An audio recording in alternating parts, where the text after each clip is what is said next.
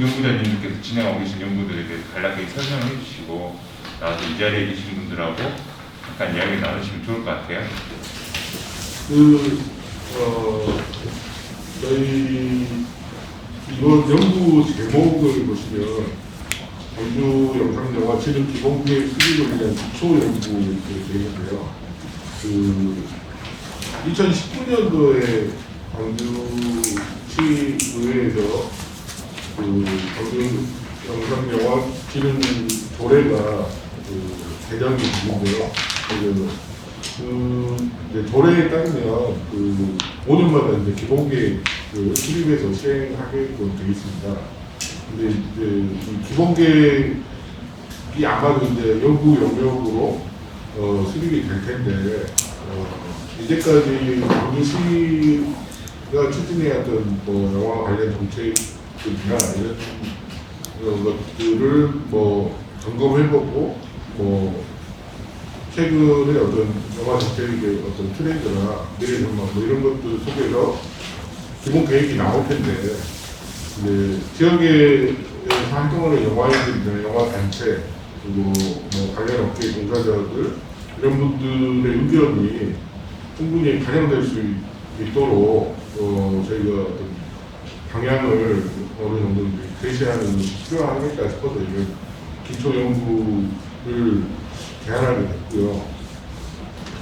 먼저 그 전에 앞서서 이제까지 광주시의 영화 관련 정책들이 어떤 과정을 거쳐왔는지에 대해서 좀 이해를 돕기 위해서 먼저 좀 살펴볼 필요가 있을 것 같은데 이 페이지에 보시면 민선 1기부터 현재까지 영화 정책들이 어떻게 흘러왔는지에 대해서 좀 간략하게 정리를 해봤습니다.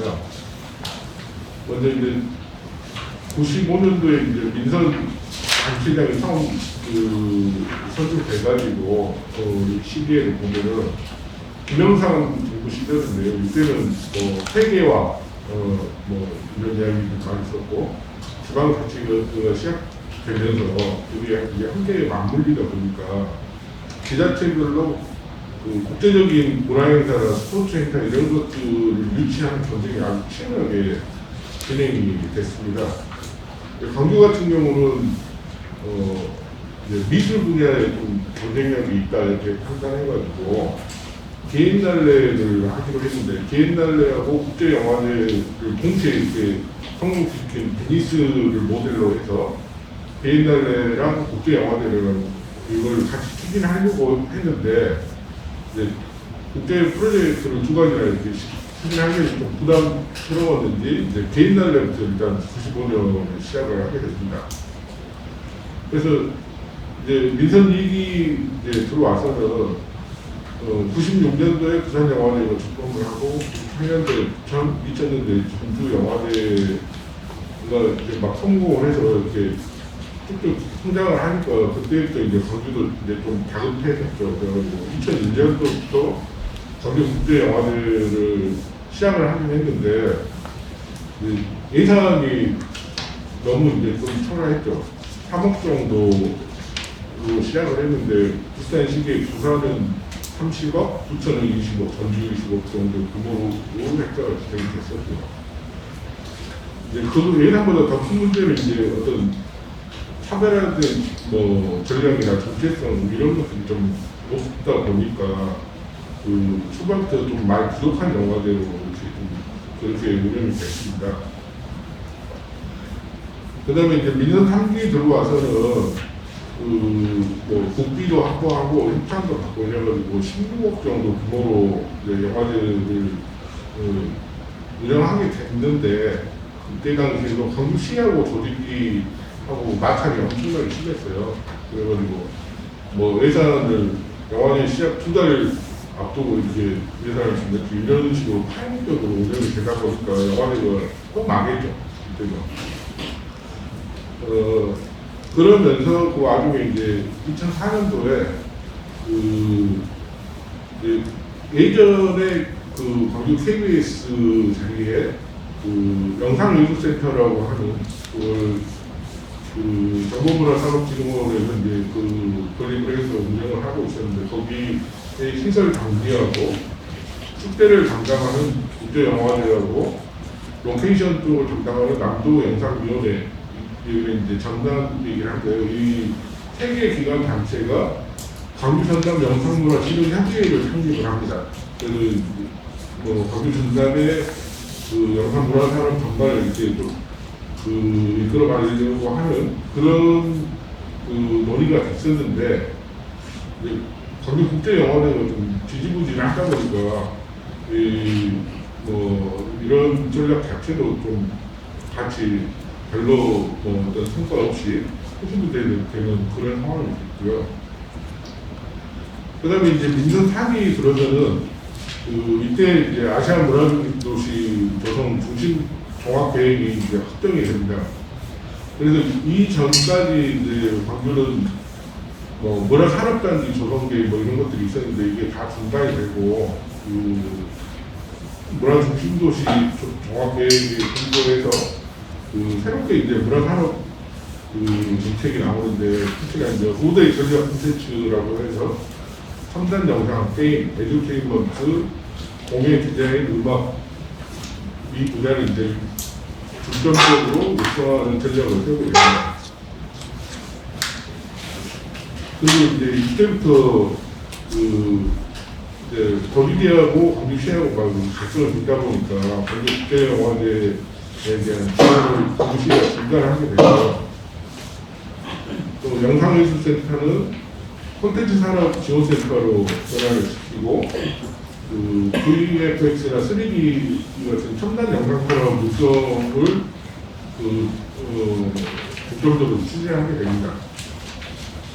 그 다음에 이제 민선 후보에 들어와서는 강원태 시장 시기인데 이때 이제 광주 CJ 센터가 개관을 하게 되는데요. 영화 후반 작업 그리고 뭐 시각과 3D 영상 콘텐츠 제작을 지원할 수 있는 시설 등들을 갖추고 헐리우드 영화나 뭐 아시아권에 있는 영화 후반 작업을 유치하려고 이렇게 그런 계획을 출발을 하죠. 근데 이제 3D 영상 전환을 관련한 한미 합작 법인 추진을 했었는데 여기 이제 뭐랄까요 상위를 당하는 그래서 120억 정도가 상위를 당하는 이런 사태가 벌어지다 보니까 이제 출발부터 꼬이는 그런 상황이 됐죠.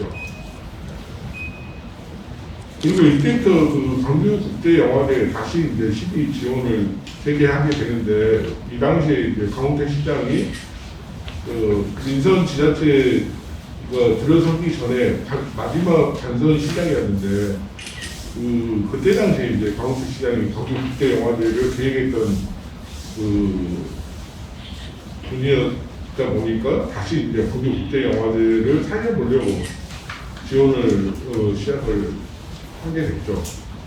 근데 이제 2015년 들어와가지고 국제영화제와 조직이 이제 내부 갈등이 일어나가지고 파행을 겪게 됩니다.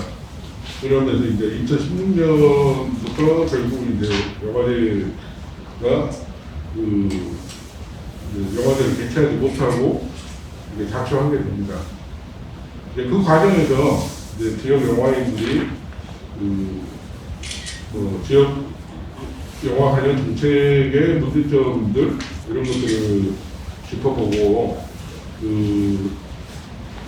정책의 변화가 필요하다 이런 요구들을 하게 되면서 저희가 이제 제일 먼저 요구했던 것은 지역의 상당 역량을 키우기 위해서 제작 지원 사업이 필요하다 이런 것들을 요구를 했었고 그다음에 지역의 영화 연대 단체를 결성해가지고 독립영화 전용관 설립을 추진하게 됩니다. 그 다음에 이제 민선 7기 현재 시기에는 저희 이제 선거 때부터 정책 질의와 대안을 통해서 지역 창작 역량을 강화하고 시민 영상문화 활동 지원을 통해서 영상문화 산업 획득을 조성하는 정책 기조를 제안하게 되고요. 이제 일정 부분 이제 저희가 제안한 사업들이 그 예산에 이제 반영돼서 시행되고는 있는데 그 이제 정책의 추진을 이제 광주 정보문화산업진흥원이 이제 그 맡아가지고 그 추진되고는 있는데 정보문화산업진흥원은 이제 전에 이제 그 주요 과제가 그 문화 콘텐츠 산업을 통해서 뭐 일자리 창출이나 창업 이런 것들을 지원하는 기관이다 보니까 저희가 제안한 이런 그 어떤 정책 기조하고 살짝 이렇게 방향이 외국들 우려가 있지 않냐 이런 우려들을 많이 이제 표시를 했고 최근에 이제 시장님하고 문화예술인들하고 이제 협의를 통해서 지역 영화 컨텐츠 플랫폼이 필요하다 이런 것들에 대해서 합의를 해 들어가는 그런 정도의 상황으로 진행되고 있습니다. 저희 이제 한 25년 정도에 걸친 지역 영화 정책과 관련된 벤처가를 쭉 보셨는데 보셔서 아시겠지만 그 지역 영화 관련된 정책이 지금까지 이제 서울시의 정책이 국제 영화제를 통해서 뭔가 그 국내 영화계 이목을 좀 끌어본다 할 때, 아니면 이제 인프라를 갖춰가지고 상업 영화 제작을 유치한다든지 이런 걸 통해서 뭐 수익이나 일자리 창출 이런 것들을 목표로 해왔는데 이에 반해서 이제 저희들이 요구하는 것은 그 영화 생태계 조성이 필요하다 이런 입장이고 이렇게 좀 뭔가 그 기존의 정책하고 여기 영화인들이 생각하는 그 생각에 이제 차이가 있다 보니까 그 기본계획 수립에 앞서서 이러한 것들을 좀 좁혀내고 그래서 어떤 기본계획 수립의 방향성을 제시하는 그런 이제 연구가 필요하지 않냐 이래서 이번 연구를 제안하게 됐고요. 그 다음에 이제 그래서 이제 연구 과제를 크게 이제 세 가지로 제안을 했는데요. 첫 번째는 뭐 지역 영화 진행 정책이 왜 필요한지에 대해서 제안을 했습니다.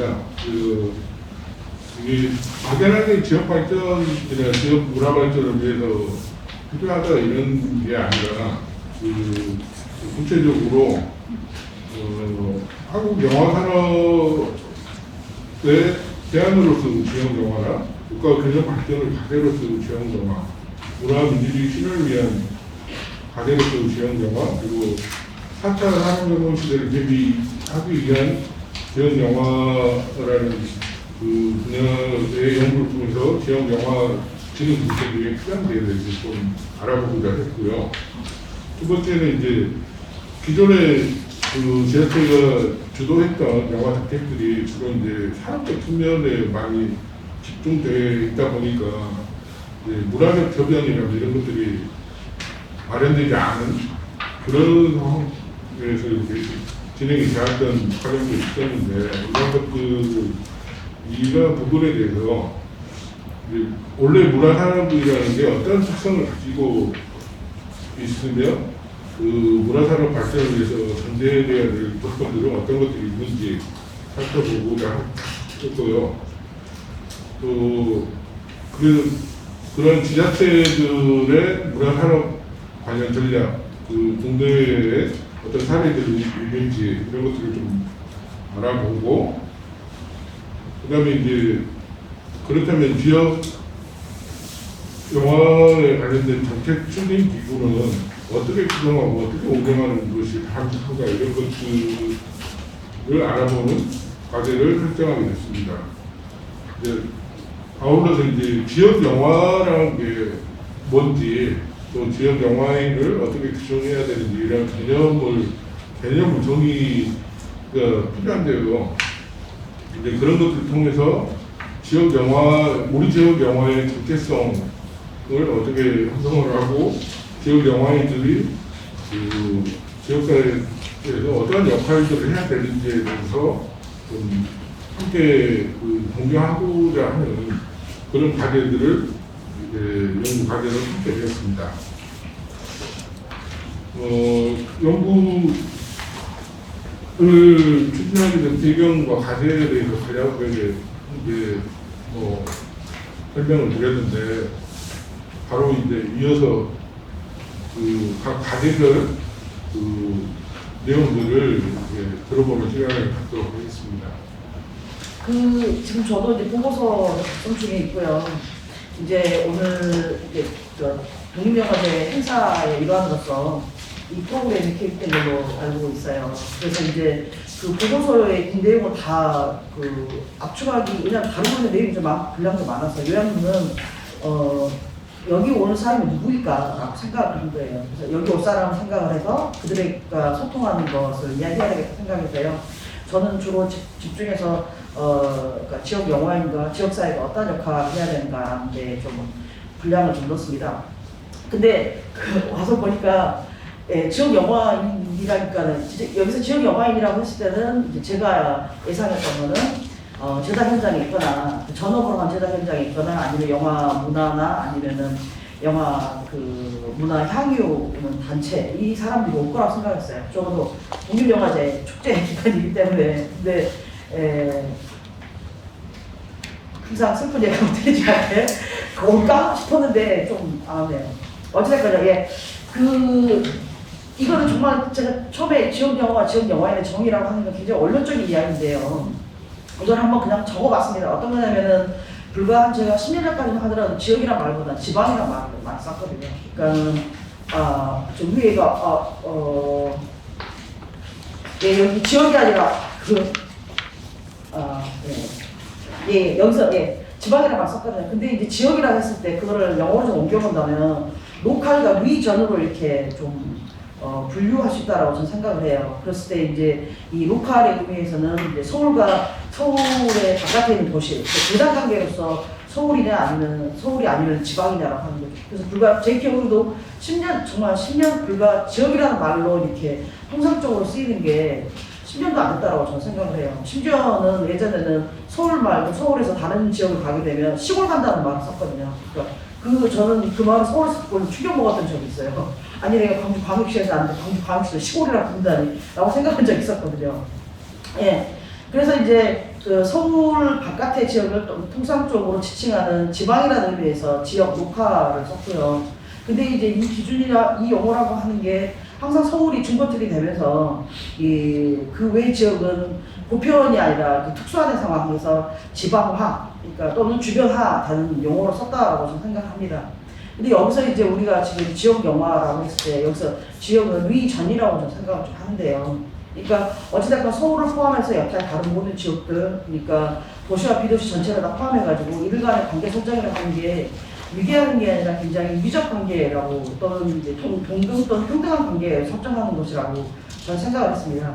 그렇다면 왜 우리가 지역이라고 하는 말을 문제 삼을까라고 한다면 지역이 갖고 있는 그 의미나 아니면 지역이 항상 지역이라는 용어와 연관해서 떠오르는 용어가 분명히 있을 거라는 생각을 했었거든요. 그걸 저는 장소라고 생각했고요. 당연히 장소는 장소성이라고 장소성과 관련이 맺는다고 생각합니다. 그러니까 뭐 장소성이라고 무슨 뜻이냐라고 쉽게 이야기 물어보시는데요. 그러니까 뭐 특정한 어떤 물리적 공간에서 벌어지는 인간의 활동 그리고 이 인간의 활동에 따라서 개인과 집단이 특정한 공간 또는 아니면 해당 공간에 의미를 부여하는 어떤 가치를 부여하는 이런 개념들을 저는 장소성이라고 생각합니다. 그러니까 예를 들어서 이렇게 되겠죠. 뭐 어떤 영화가 예를 들어서 어떤 지역에 있는 극장을 소재로 해서 영화를 만들었다 했을 때 그거를 지역 영화로 볼 수 있느냐라고 하는 거죠. 그러니까 예를 들어서 어제 이몽선 감독님이 와서 좋은 빛 좋은 공기라는 영화를 했을 때 거기다가 정말 강주의 성격을 드러내는 특징적인 느껴지는 장면들이 있거든요. 그랬을 때 그것도 지역 영화로서 한번 의미를 확장시켜서 볼 수 있지 않을까라는 그런 생각도 좀 해봤습니다. 예. 그런데 이제 지역 영화에 관한 조사는요, 2019년에 영화진흥위원회에서 지역 영화 문화 실태 조사를 한 게 있고요. 그러니까 전국적인 차원에서 한 게 하나가 있고요. 또 마침 2019년에 이 영화 광주 영화 영상인 연대 후원으로 제가 진행했었던 광주 영화 아카이브 구축을 위한 광주 영화의 데이터베이스 작업이 있습니다. 그때 제가 내렸던 정의라고 하는 거는, 그러니까 지금 2019년 영진에서의 그 지역 영화문화 실태조사에서는 각 지역마다 지역 영화 또는 지역 영화인에 대한 정의를 물어봤어요. 그랬을 때 좀 편차도 좀 있습니다. 그런데 이제 중요한 거는 대개는 지역의 색깔을 드러내야 된다라고 하는 것에 합의를 하고 있었고, 또 하나는 행정적인 의미에서의 지역이라고 하는데 동의를 하고 있어요. 근데 이제 제가 일단 광주 영화인 데이터베이스에서는 제가 내린 정의는 이거였습니다. 그러니까 광주 영화가는 광주의 지역 영화인이라고 한다면은 광주에 거주를 하면서 영화를 창제하거나 향유 또는 영화 문화인 예술기획 종사자를 칭한다고 전 정의를 내렸고요. 또 하나는 광주 외에 지역에 거주하더라도 광주를 기반으로 활동하는 자를 포함하며 광주를 창제다 또는 향유의 주제 또는 소재로 삼아 활동하는 자를 포함한다고 이야기했습니다. 왜냐하면 실제적으로 요즘은 어떤 그 행정상이 경계라고 하는 게 의미가 없다라는 게 뭐 다 느끼시기 때문이죠. 뭐 베드타운의 개념도 있고요. 또 워낙 지금 교통망이라고 하는 게 정말 이들도 아니고 반나절 상황권 상황에서 이 행정적이거나 아니면 물리적인 어떤 것으로서 지역을 규정하는 게 좀 타당할 것인가에 대한 어떤 물음들이 있었기 때문에 저는 제가 내린 정의이기 때문에 이거는 광주 영화인들이 다 동의한 건 아닙니다. 어쨌거나. 예, 그래서 이제 지역 영화에 좀 의미 있는 개념 정의를 한다면 지역의 정의를 행정상 구역 또는 물리적인 공간의 구분을 넘어서서 좀 더 유연하게 설정을 하고 또 지역 영화인의 유기적 연대를 모색할 필요가 있다라는 생각이 듭니다. 그래서 지역 소재와 주제의 영화, 영상 제작은 지역과 연대와 협업을 거칠 때 그 의미의 완성도가 높아진다는 점에서요. 지역 영화에 대한 열린 사고와 정책적 보완을 요청할 필요가 있는 거죠. 그러니까 뭐 또 이몽세 같은 이야기 또 하게 되는데 제가 어제 저녁에 봐서 그런지 모르겠습니다. 어찌됐건 그 80년대의 광주에서의 민주항쟁과 그 다음에 아르헨티나에서의 70년대의 80년대의 그 실종된 사람들에 관한 이야기가 유기적으로 병치를 시키는 이야기를 풀어나가는데 굉장히 저는 흥미롭게 봤었거든요. 그랬을 때 이것이야말로 그러니까 뭐 지역 간 균형적 발전의 의미로서의 지역 영화가 아니라 지역이라고 하는 게 상호 연대하고 역사적 사건을 공유하면서 그 의미가 확장되는 그런 걸로 고민해야 되지 않을까라는 생각을 해봤습니다. 예, 계속 쭉 가볼게요. 지금 여기 있는 1번, 2번, 3번이라고 하는 건 제가 보고서에 써있는 그 목차들을 일단 정리한 겁니다. 그렇다면 광주 영화의 아이덴티티를 확보하기 위해서는 어떤 게 필요할 것인가라고 설정을 했을 때 그것을 하나로 아카이빙 작업이 필요하다고 설정을 한 거고요. 그 아카이빙의 하나로서는 2019년에 광주 영화 아카이브나 광주 영화의 데이터베이스 성과가 있습니다. 이거를 다 좀 읽을 수는 없고요. 제가 부록으로 그때 그 대상으로 했었던 부록이 19쪽에 있어요. 그때 했었던 조사 분야를 크게 세 분야로 영화 창제작 분야, 그 다음에 영화문화 예술기획 분야, 그 다음에 영화문화 향유 분야라고 분야를 나눴고요. 영화문화 예술기획 분야에는 또 예술기획 교육으로, 그 다음에 영화제로, 그 다음에 영화문화 향유에는 향유 학산, 그 다음에 비평형 스터디, 그 다음에 영화 자원 및 다양성 영화 상영 공간으로 분류를 했습니다. 이거는 저의 단독적인 결정은 아니었고요. 영화 영상의 연대나 아니면 영화인들의 이야기를 반영을 해서 분류를 했는데요. 이것도 좀 더 다시 한번 고민을 해볼 필요가 있다는 생각이 듭니다. 예, 그래서 이제 제가 고민하는 향후 아카이브가 좀 필요한 작업이 뭘까라고 했더니 하나는 이제 이거죠. 아카이브 실효성과 효율성을 제고할 수 있는 작업이 필요하죠. 그러니까 그 단적인 예로 이런 게 있었어요. 그러니까 영화인들한테 본인의 어떤 이력을 좀 적어달라고 이야기했을 때 이런 게 있었어요. 제가 놀랐던 건데요. 되게 이제 연구자 입장에서는 영화 작품을 발표를 할 때 예를 들어서 뭐 이문순의 뭐 좋은 빛 좋은 공기 그 2020년 난이라고 하지만 실제로 창제작에 참여했던 스태프들은 그거를 자기 2018년 또는 2019년이라고 적는단 말이에요. 그게 뭐냐면은 자기가 그 기간 동안에 거기에 결합해서 일한 것이기 때문에 그게 있다라고 하는 거죠. 왜냐면은 그 연구자 입장에서는 이거 데이터베이스 만들어서 정책에 반영해야지라고 생각하지만 창제자 현장에 있는 사람들은 이게 당장 자기의 어딘가에 이력서가 되는 거예요. 그렇기 때문에 정확한 정보를 전달할 필요가 있고 실제로 자기의 그 현장 업계에 대해서 흥원되는 방식으로 그걸 기록한다는 거예요. 그러나 이제 그 외가 아닌 사람들은 좀 다르게 자기 활동한 그 시간을 기록한단 말이에요. 그래서 이런 그 아카이브의, 그러니까 여기서 아카이브의 하나의 그 요소로서 그 데이터베이스 이야기할 때 이 신뢰성을 어떻게 확보할 것인가라고 하는 거죠. 그리고 또 하나는 그때는 진짜 저 혼자는 아니지만 좀 고생을 좀 많이 하면서 정말 개인적으로 박한테 여러 번 이메일도 하고 전화도 하고 쪽지도 하고 카톡도 하고 여러 가지 방식으로 했지만 이게 굉장히 이건 효율적이지 못하다고 하는 거죠. 그래서 이제 영화인이라 불리는 사람이 자발적으로 자기 자신의 데이터베이스 작업들을 해야 했을 때 그들이 제출한 것들을 어떻게 신뢰할 것인가 이런 고민들이 실제로 있어요. 그래서 이걸 좀 이야기 좀 듣고 싶다는 생각이 들고요. 그 다음에 이제 아카이브 작업의 그 세부 내용이에요. 그러니까 지금 제가 부록에 있는 거 말고 좀 더 해야 될 부분이 있죠. 예를 들어서 지금 광주 같은 경우에 정말 흥미로운 게 하나가 마을 영화 제작이 지속적으로 이루어지고 있거든요. 그러니까 그 필름에 대해서 이루어지고 있긴 하지만 그 마을 영화 제작이라는 부분도 굉장히 흥미롭습니다. 그리고 이게 단지 광주의 문제가 아니라 다른 지역, 특히 예를 들어서 제가 어디가 가보니까 뭐 필리핀 같은 지역에서는 굉장히 많은 섬으로 구성되어 있잖아요. 그랬을 때 각기 다른 마을 영화가 제작되고 있는 거를 연구 대상으로 삼고 이야기 논의를 하고 있더라고요. 단지 이게 한국적인 상황이 아니라 전 세계적 차원에서의 현상이라면 이것도 같이 한번 지역과 도시, 국가 간의 경계를 넘어서 고민할 필요가 있지 않을까라는 생각이 듭니다. 예.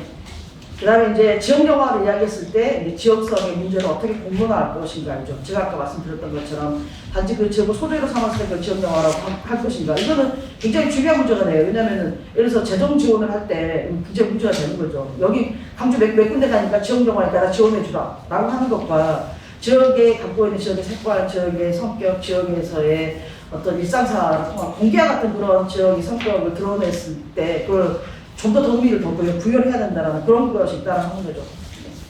예, 이게 좀 묶어서 제가 이런 걸. 또 하나는 지역영화 아이덴티티 확보를 넘어서 영화 영상 생산물의 계속과 갱신인데요. 그러니까 지금 제가 부록에 지금 이런 거 말고 이 작년 2019년에 있었던 영화의 데이터베이스 작업 중에 어떤 게 있냐면요. 차원 제작자의 그 리스트, 작품 목록이 다 있고요. 그 다음에 그 광주 지역에서 활동하는 그 독립영화인들의 이름과 그 다음에 작품 목록이 있어요. 그거 제가 별첨으로 보고서 제출했습니다. 그리고 또 하나는 5.18 영화라고 불리우는 영화를 상업영화하고 독립영화도 리스트로 묶어가지고 제출했어요. 그러면 이제 그게 무슨 말이냐면은, 5.18 광주 지역 영화의 성격을 좀 확장시킨다는 의미에서 5.18 영화를 배급하는 문제에 있어서 그거를 누가 어떻게 풀어갈 것인가 굉장히 중요한 문제거든요. 또 하나는 또 갱신이라는 말은요. 제가 어떤 게 있냐면은 기존에 실질적으로 지금은 지자체에서의 다양한 방식으로의 그 지원들이 있었지만 그 전에는 그게 아니라 정말 개인적인 작업으로서 지역 영화를 만든 사람들이 있어요. 근데 그 작품들이 여전히 다시 읽힐 필요가 있는데 그 상태 그대로 남아있다고 하는 거죠. 그랬을 때 재촬영을 한다거나 아니면은 그 작품에 대해서 리마스터링을 한다거나 이래서 관람할 수 있는 상향의 질을 높이는 이런 방식들의 갱신 작업들도 역시 아카이빙에 필요하지 않을까라는 그런 생각을 해봤습니다. 예, 그러면서 제가 본론적으로 이야기하고 싶은 거는 지역 영화인과 지역사의 역할인데요. 근데 이게 실은 딱딱 떨어져 있는 게 아니에요. 실은 이게 같이 연동해서 가야 되는 건데 한번 쭉 읽어보겠습니다. 예, 지역 영화인 활동 영역의 확대와 전문성의 강화입니다. 특히 이제 저기에서 이제 창지적 경우에 단속적인 프로그램이 아니라 좀 지속적인 프로그램 선정이나 여러 번 다른 이야기를 제가 또 이야기합니다. 또 지역 도시의 인문사회적 콘텐츠, 영화 영상, 스토리텔링 작업에 대한 고민들과 이것을 단지 그 창작자와 한 개인의 몫에 넘기는 게 아니라 이걸 좀 같이 문제를 풀어갈 수 있는 그런 커뮤니티가 형성돼야 되지 않을까라는 생각을 했습니다.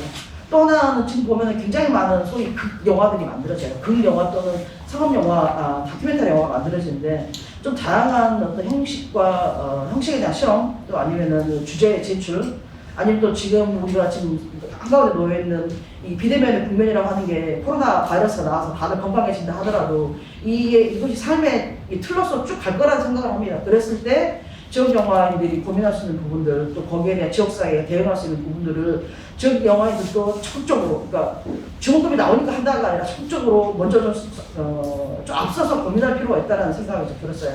물론 이런 말 하면은 내가 지금 먹고 살기 힘들어도 죽겠는데 무슨 말이냐라고 할 수 있겠지만 이게 단지 제가 이야기하는 게 지역 영화인이 아니라 지역 사회가 같이 해야 할 부분도 같이 연동해서 하는 이야기를 하고 있습니다. 예, 그러고요. 또 하나는 창제작을 넘어서 영화, 영상, 문화, 산업과 향유를 위한 계획과 마케팅 역량의 강화인데요. 이런 거는 이런 거죠. 그러니까 지금 뭐 1인 방송들은 뭐 대표적으로 유튜버가 되겠지만 심지어 몇 년 전만 하더라도 연구자들도 해외 경험이나 연구자들도 자기 연구 결과물을 1인 마케팅으로 해서 자기 연구 결과를 제출하는 걸 보면서 좀 놀랬던 기억이 나요. 그랬을 때 지금 지역에서 영화를 제작하는 영화인들이 이 부분들도 한번 동시적으로 고민해 볼 필요가 있지 않을까라는 생각이 좀 듭니다. 이 세부적인 내용은 좀 같이 이야기하면 좋을 것 같고요. 지역사회 역할로는요.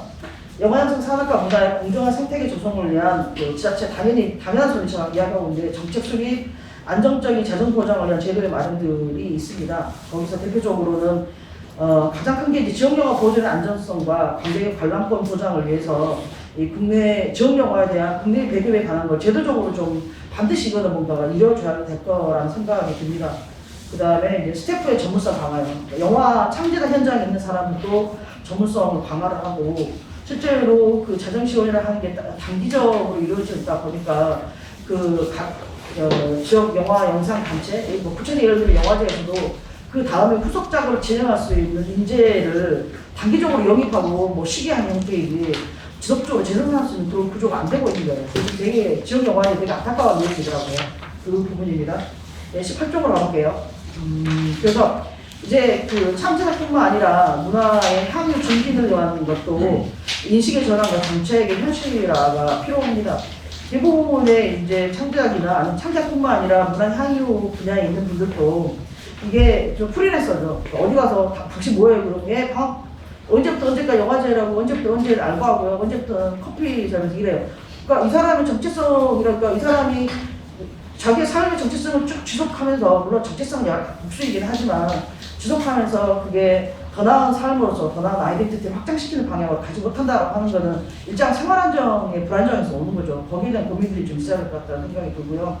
그 다음에 영화 산업과 문화가 좀 유기적으로 프로그램이 공동체적인 의미에서 진행됐으면 하는 겁니다. 왜냐하면 지역 영화인들한테 데이터베이스 작업을 해보니까 이들이 저는 영화 찍어요가 아니라 영화도 찍고 영화제 스태프로도 일하고 그 다음에 영화 교육도 하고요. 그러니까 굉장히 많은 역량들을 가지고 있는데 그 역량들을 좀 더 확장하고 좀 공고화할 수 있는 그런 장치들이 좀 더 필요하지 않을까라는 그런 생각이 있습니다. 또 하나는 다양성 영화 공간으로서 지금 뭐 독립영화관 같은 경우에는 좀 자율성, 그러니까 독립영화관의 위탁 같은 기관에 전적으로 이임을 해야 된다는 것도 있지만 동시에 광축장 같은 경우에는 지금 사회재산으로 속해 있다는 이유로 인해서 여기서 공공재화를 할 수 있는 고민들을 좀 안 하고 있어요. 이런 고민들을 왜냐하면 적어도 광축장 같은 경우에는 곧 100년의 역사가 다가오고 실제로 일제강점기 생긴 영화관 중에 유일하게 남아있는 관광극장이고 그리고 끊임없이 영화를 상영하고 있는 상황에서 이걸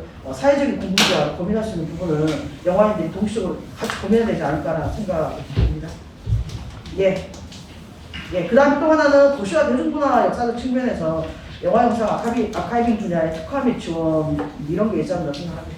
실은 뭐 창제작 분야 보더라도 다 연출에 거의 60% 육박한 사람이 다 가 있고 예를 들어서 음향이나 분장이나 의상 이런 경우는 거의 한두 명 있을까 말까 하는 상황이 있어요. 그러니까 영화 창제작 분야에서도 굉장히 편중되어 있는 상황이 있긴 하지만 실제적으로 전체적으로 영화를 제작해서 배급해서 상영하고 관람하고 향유하고 그거를 보존해서 좀 더 나은 창작물로 이어지기 위한 어떤 아카이빙 그 다음에 좀 더 확장시켜서 도시와 지역의 아이덴티티 문화적 아이덴티티를 확보할 수 있는 아카이빙에 대한 것은 좀 더더욱 너무 빈곤하거든요. 그러니까 그 부분에 대해서 좀 고민을 적극적으로 지자체, 그러니까 지역사회에서 고민할 필요가 있다는 생각이 들고 또 하나는 지역 영화인들도 동시에 아카이빙에 대한 문제를 고민했으면 좋겠습니다. 제가 이번에 조사하면서 보니까 극히 한두 명이 아니라 극히 일부의 창 제작자들만 자기의 커리어 열심히 기록을 하고 있을 뿐이지 나머지 그렇지 않다라고 하는 거죠. 그러니까 그렇다면 이 작업에 기록하는 거 말고 실제로 영화를 제작하는데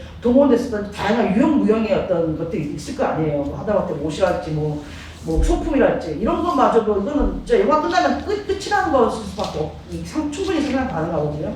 그래서 이런 것들도 좀 같이 영화인들도 고민해봐야 되지 않을까라는 생각을 합니다. 네. 다음은 제가 이번 연구 용역에서 맡았던 파트가 지역영화 진흥 정책이 왜 필요한가 수렵상에 관한 부분이었는데요. 그 부분에 대해서 크게 이제 그 처음에 회의를 진행했을 때 네 부분으로 나눠서 진행을 했으면 좋겠다라고 이제 그렇게 얘기가 됐었고요. 그게 이제 한국영화 산업과 지역영화, 그다음에 이제 국가균형발전과 지역영화, 그다음에 문화민주주의 위한 지역영화, 그다음에 4차 산업혁명과 지역영화 이렇게 크게 4개 주제로 나눠서 지역영화 정책이 왜 필요한지에 대해서 좀 정리를 해봤으면 좋겠다 이렇게 이제 얘기를 했었고요. 근데 이제 사실은 이 개별 따로 떨어진 개별 하나하나가 너무나 큰 이야기들이라 사실은 책으로 쓰면 4권으로 나와야 될 부분을 짧은 보고서 안에 이렇게 막 몰아서 읽기가 굉장히 힘든 부분이 좀 있는 것 같고요. 그래서 그러다 보니 약간 디테일하게 부연 설명해야 되고 디테일하게 사례들을 들어서 해야 될 연구들이 굉장히 많은데 그 부분들을 거의 생략할 수밖에 없었던 것 같고요. 그러다 보니까 중립적인 개념들만 이렇게 정리해서 요약만 하는 것만으로도 분량이 막 한정없이 늘어날 수밖에 없는 주제들이었던 것 같아요. 그래서 이제 그렇게 뭐 이 4개 파트로 나눠서 일단은 진행을 했고요. 간단하게 그래서 이 4개 파트에 관련해서 나눠서 잠깐 설명을 드리도록 하겠습니다. 첫 번째가 이제 한국 영화 산업과 지역 영화라는 주제인데요. 이 부분은 이제 우리나라에서 이제 지역 영화 정책이 처음 시작되고 이 이야기들이 나오고 한국 영화 정책 안에서 지역 영화 정책이라는 말이 처음 등장하고 시작하면서 제일 처음 나왔던 명분, 지역 영화 정책이 왜 필요한가라는 걸 중앙에 가서 중앙의 부처들을 설득을 할 때 가장 첫 번째 명분으로 삼았던 게 사실은 이 부분에서부터 시작을 했죠.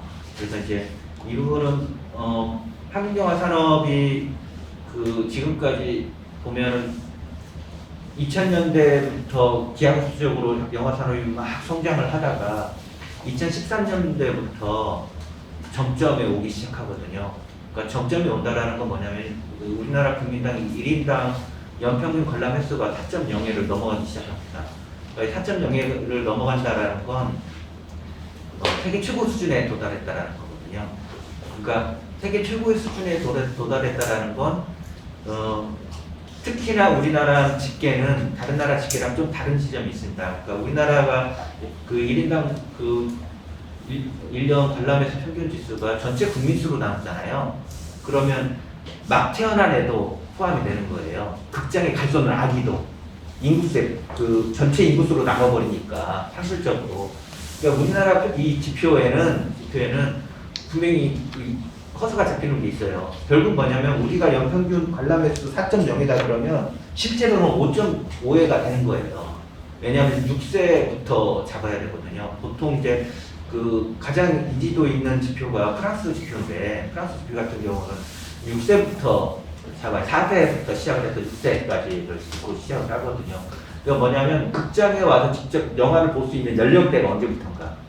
그래서 그 아래 인구수는 빼고 전체를 나눠야 정확한 지표가 계산이 되는데 우리나라는 그냥 무조건 인구수 대비로 툭 잘라버리니까. 그러니까 한국 영화 산업이 1인당 평균 관람 횟수가 4.0회를 넘는다라는 건 정상으로 따지면 극장을 갈 수 있는 유치원 아이들부터 시작한다면 5회가 넘어간다고 봐야 되거든요. 그러니까 그게 이 수치가 5.0회를 그러니까 그걸 이제 5.0회라고 따지면 5.0회를 넘어간다는 수치는 세계 최고 정상 수치예요. 그러니까 전 세계 어디도 따라올 수 없는 수치로 대한민국 국민들은 영화를 보고 있다라는 거죠. 근데 이게 계속 정체가 돼요. 14년부터 시작해서 4.0을 넘어가는 순간부터. 왜냐하면 아무리 국민들이 극장을 많이 찾아가도 그 이상은 갈 수가 없는 거죠. 그 이상은 보기가 힘든 거예요. 영화 생활을 영화로만 즐기는 것도 아니고 시간을 영화로만 빼는 게 아니기 때문에. 그러면 한국 영화 산업이 성장하려면 결국은 누군가가 생산하는 제품을 계속 소비를 해줘야 되는데 그 소비 횟수가 계속 늘어날 수가 있는 건가? 늘어나지 않는다라는 거죠. 그러면 인구수가 계속 늘어나야 되는 거거든요. 소비하는 횟수가 동일하면 인구수라도 막 늘어나야 산업이 늘어날 수 있는 확률이 생기죠. 근데 인구수가 계속 감소하는 추세죠. 그건 누구나 다 알고 있는 거죠. 그러니까 인구는 계속 감소할 거고 1인당 영화 관람 횟수는 고정화되는 게 더 이상 올라갈 수 없을 만큼 올라가 있고 그러면은 한국 영화 산업은 앞으로 어떻게 될 것인가? 갈수록 점점 하향세로 그래프가 내려갈 수 있는 정점에서 내려갈 수밖에 없는 지점에 와 있다라는 거죠. 그러니까 이랬을 때 한국 영화 산업은 그러면 뭘로 버텨낼 것인가? 결국은 해외 수출해야 되는데 한국 영화 산업이 글로벌한 영화로서 해외 수출이 계속 늘어나는 건가? 그렇지 않거든요. 그걸 너무나 잘 알고 있고 아무리 정책적으로 그걸 밀어붙여도 그렇지 않다는 걸 알고 있고 그렇다면 우리나라 영화 산업을 이 정점에 올라 있는 어느 지점을 계속 유지시키고 또 다른 동력으로 삼을 수 있는 게 무엇인가? 라는 게 지역밖에 없다. 왜냐하면 대한민국의 영화는 97%가 수도권에서 만들어지고 수도권에서 움직이니까 그러니까 지역에서 차지하는 부분이 워낙 적고 지방에서 차지하고 있는 비중을 산업적 비중을 올리고 이걸 올리지 않으면 한국 영화 산업은 다시 올라갈 수 있는 견인할 수 있는 어떤 동력을 찾을 수가 없다. 결국은 그래서 답은 지역밖에 없다. 이렇게 이제 명분을 내세웠던 거죠. 그래서 한국 영화 산업이 살려면 결국은 지역 영화가 살아야 된다. 지역 영화 살려면 중앙에서 지역에 대한 지원을 해야 된다. 그리고 그건 단순히 지역에 있는 영화인들을 지원하려고 하는 게 아니라 한국 영화 산업 전체를 지원하는 거다. 단순히 이건 지역에 있는 문화민주주의 차원에서 똑같이 평균적으로 균형적으로 다 같이 누려야 될 걸 누리지 못하는 그러니까 지역에서도 누려야 돼라는 문제가 아니라 한국 영화 산업 전체 영화계의 문제가 달려있는 거다. 성패의 문제가 달려있는 거다. 그렇기 때문에 지역 영화는 중요하다. 여기에서 이 명분이 첫 번째였죠. 지역 영화 정책을 중앙에 처음에 이제 입안을 하고 왜 지역 영화 필요한가라고 얘기했을 때는 이 관점이 첫 번째였고요. 근데 그 관점에서 그러면 현재 지역 영화 지능 정책이 진행되고 있는 건가? 그렇지는 않아요. 산업적으로 지역을 바라보는 관점은 아직도 미비한 거죠. 존재하지 않는 거고 아주 단순하게 생각하면은 그러니까 지역을 영화 생산 기반으로서 생각하는가 중앙에서 그랬을 때 그렇게 바라보지 않는 거죠.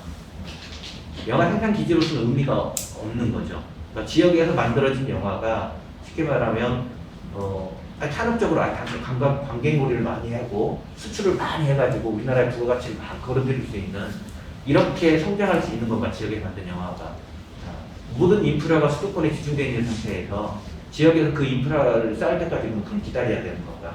이런 여러 가지 그 편중의 문제, 이미 시소가 기울어진 문제 안에서 지역 영화가 산업으로 잡기는 굉장히 힘든 부분이라고 생각하는 거죠. 그러니까 지역을 바라보는 생각이 오로지 영화 소비자로서 바라보게 된다는 거죠. 문화의 향유자, 수요자, 소비자로서 바라보는 관점인 거죠. 결국은 뭐냐면 우리나라 1년 전체 극장을 찾아가는 사람들의 연평균 관람 횟수가 우리나라 수치로는 4.2에 4.3에 오락가락 13년부터 19년도까지 계속 그 정도 수준에 정체되어 있는데 이걸 이제 우리나라 기본적으로 6세 이상으로 옮기면 거기에 6점으로 붙으면 5.7에 5.5에까지 올라왔다고 봐야 되는 건데요. 이랬을 때 그 수치가 어디에 다 올라가 있느냐? 다 큰 대도시들이거든요. 서울, 수도권, 인천, 그다음에 광주가 대한민국 2위입니다. 그거 아시죠? 광주는 영화를 엄청 많은 보는 도시입니다. 1위가 서울이고요, 2위가 광주거든요. 근데 2위가 광주인데 이런 대도시에서 그 전체 연평균 관람 횟수를 올려주고 있는 거예요. 평균적으로. 나머지 다른 도시들은 다 2.3에 많이 올라가야 3.2에 이 정도 수준에 머물고 있거든요. 그러니까 국가 전체적으로 평균으로 따지면 아직도 지역은 한 사람당 1년에 적어도 2회 내지 3회 정도는 전부 다 관람을 해야 국가 평균에 맞춰지는 거죠. 그러니까 뭐냐면 아직도 수도권에서는 시장 개발할 수 있는 게 꽉 차서 이제 더 이상 개발해도 그 정도밖에 안 가는데 지역은 시장 개발을 하면 적어도 지역에 있는 국민들의 2회에서 3회 정도 국가 평균 정도까지는 끌어올릴 수 있는 여력이 남아있는 거예요. 그러니까 단순히 소비자로만 봤을 때, 산업적으로만 봤을 때도 지역은 엄청난 시장이 아직 남아있다는 거예요. 그러니까 지역에 사는 사람들이 극장에 1년에 2번 정도 더 가게 하면은 적어도 그 이상의 산업에서 계획가 올라갈 수 있는 부분들은 지역이 사는 사람들이, 국민들이, 시민들이 갖고 있는 힘이 아직은 남아있는 거죠. 그렇다 보니까 적어도 물론 그 영화를 생산하는 생산자로서의 지역을 생각하는 부분은 굉장히 중요한데 산업적으로 봤을 때는 영화 소비자로서의 지역의 힘을 아직은 남아있다. 그러니 지역에 더 투자를 해달라라고 얘기할 수 있는 어떤 명분 하나가 남아있는 것 같아요.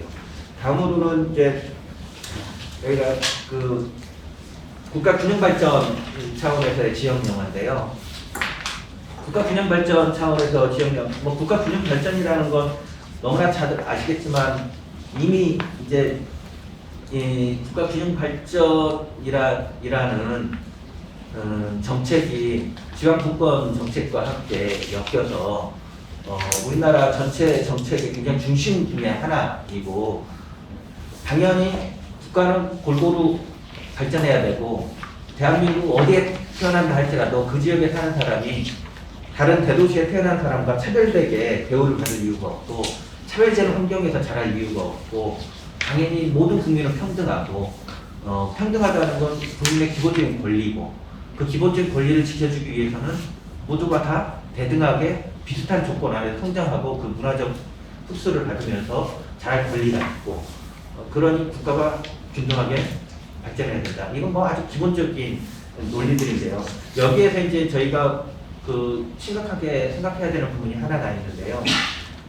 국가 균형과 평균에 관한 논리에 대해서 생각해 볼 부분이 있습니다.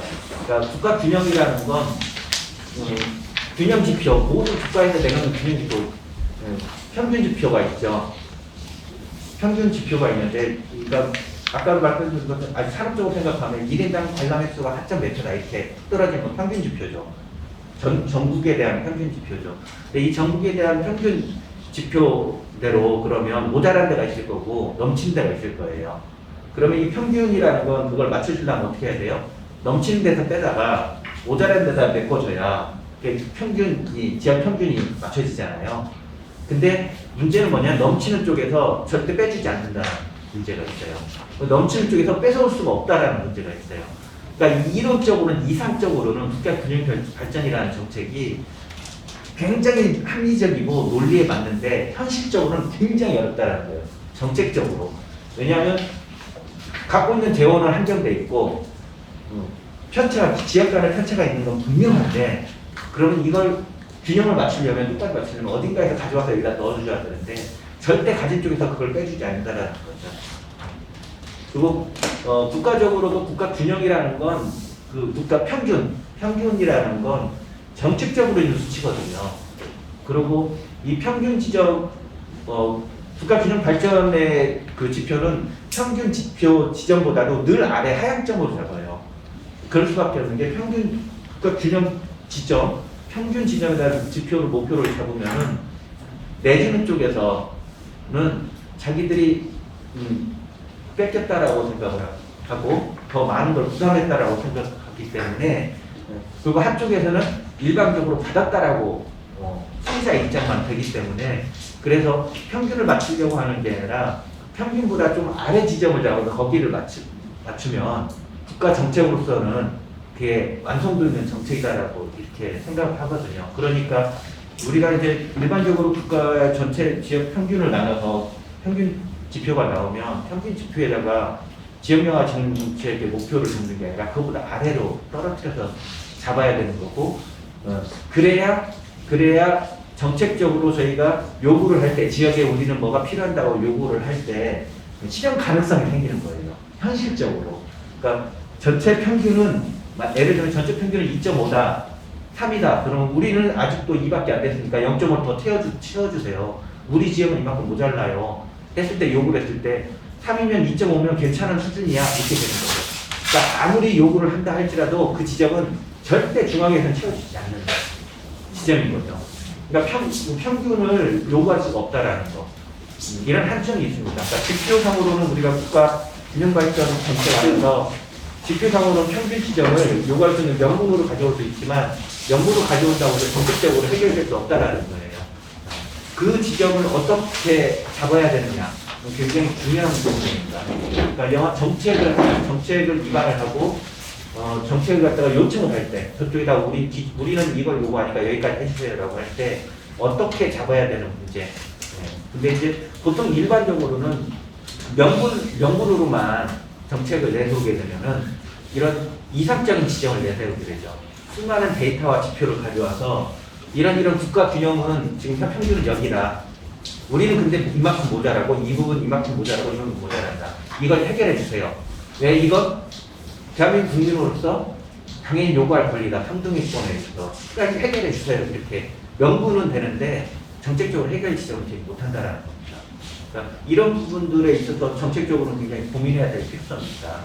그러니까 명분은 되지만 해결되지 못하는 것. 근데 그랬을 때 이걸 해결할 수 있는 건 어디냐? 추가 편익이라고 우리가 흔히들 얘기를 하죠. 그러니까 추가 편익이라는 게 뭐냐면 아주 단순합니다. 국가 전체로 따지지 말고 영화로만 단순하게 예를 들어 설명을 해볼게요. 한국 영화 산업의 가장 기본적인 건 극장 티켓 수익에 들어간 영화 발전 기금이죠. 영화 발전 기금이 나와서 그게 모여져서 영화 진흥 정책에 영진위에서 쓰게 돼 있는데 이게 매년 관객이 지금 저희가 정점에 와 있다고 그랬잖아요. 한국 영화 산업이 정점에 와 있는데 그러면 이 정점의 기준을 어디로 잡을 것인가의 문제거든요. 그러니까 4.0으로 잡자. 예를 들면 더 이상 올라갈 수 없는 그 위치가 4.0인데 세계 최고의 수준인데 4.0 정도 수준에 찼을 때 그 이상의 관객이 들었을 때 그런 추가 편익이 생기는 거잖아요. 추가로 얻어진 수익이 되는 거죠. 그러니까 4.0로 잡았을 때 4.0까지는 국가 정책에 써라. 예를 들면 전체적인 국가의 산업 정책에 써라. 4.0가 넘어가는 위에서 생기는 수익들은 지역으로 다 써라. 그 나머지는 추가 편익으로 봐달라. 라고 하는 어떤 기준점을 가지고 있을 필요성이 있다라는 거예요. 그래서 예를 들면 뭐 4.2에 1이랑 관람횟수가 4.2회가 되고 4.3회가 되고 4.5회가 되고 이러면 더 많이 막 보면 볼수록 어떻게 되냐? 지역 영화 정책에 쓸 예산이 추가 편익 부분으로 발생되니 그 부분에 대해서는 나눌 수가 있게 되는 거예요. 쉽게 편하게 나눈다라는 거죠. 그러니까 4.0의 어떤 기준을 가지고 있으면 그건 당연히 지금까지 계속 그렇게 써왔던 영화 그 예산 안에서 모두가 전국에서 가져가고 우리나라 산업정책에도 쓰고 했던 것들에 대해서 그걸 마이너스로 빼고 난 상태에서 지역영화 정책에 쓰라라고 예산을 줄 리가 없다라는 거예요. 그렇다면 추가 편익에 대한 기준을 갖고 있어야 된다는 거예요. 적어도 지역영화 정책에 대한 예산을 확보하기 위해서는.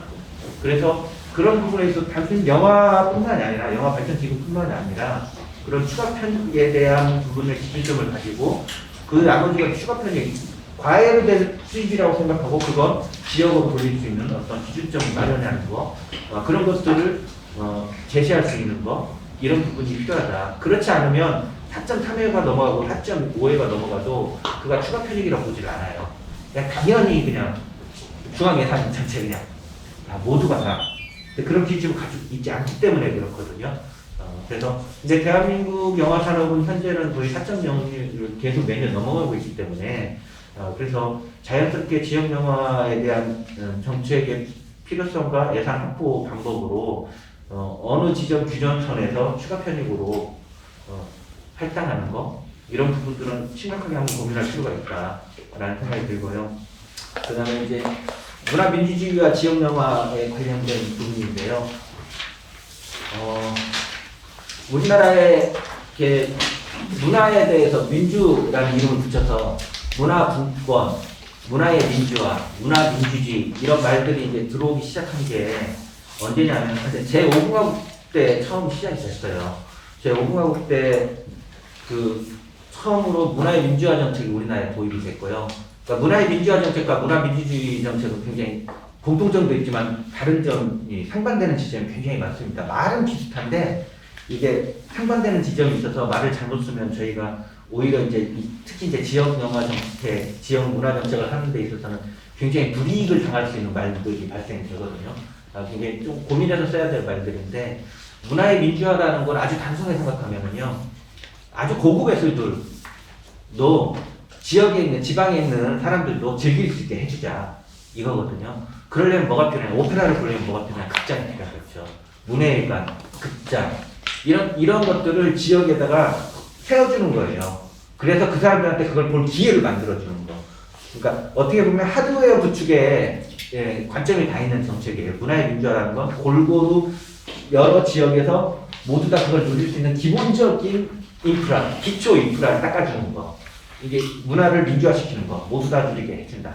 라고 하는 문화 민주화 정책인데, 이게 이제 그러다 보니까 대체적으로 하드웨어를 구축하는 정책이니까 뭐겠어요? 토목공사, 건축물 세우고 이런 거잖아요. 지역마다 극장 만들어주고, 뭐, 문예관, 뭐, 극장, 시립극장, 뭐, 이렇게 다 만들어주는 거, 지역마다. 그렇게 해서 들어오잖아요. 지역마다 다 하나씩 생기죠.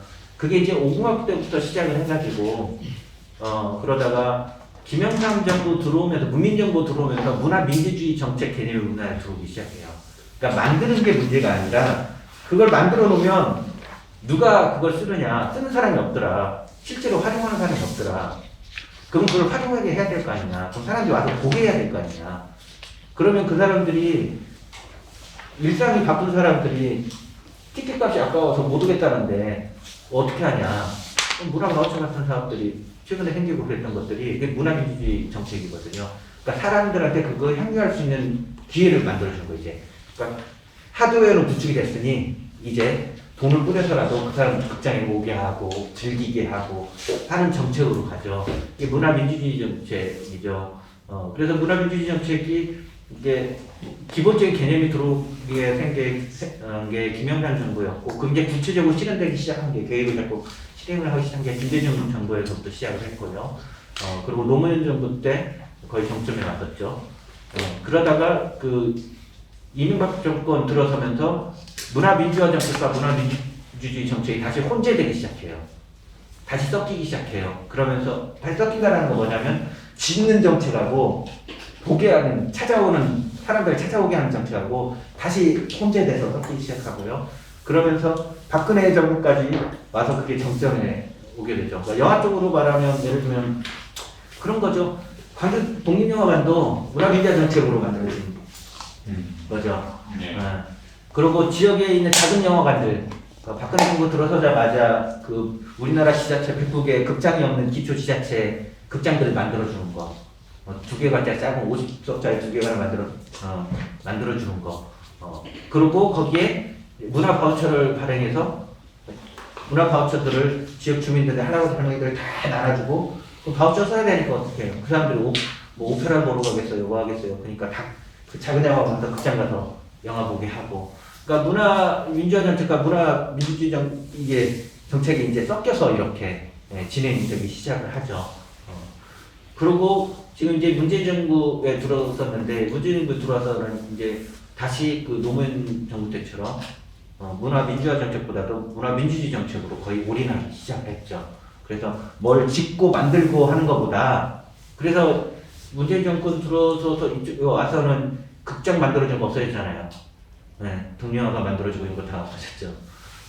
만들어주는 것보다는 대체적으로 지역에 있는 사람들이 향유할 수 있는 기회를 넓히는 방식의 정책들이 오게 되죠.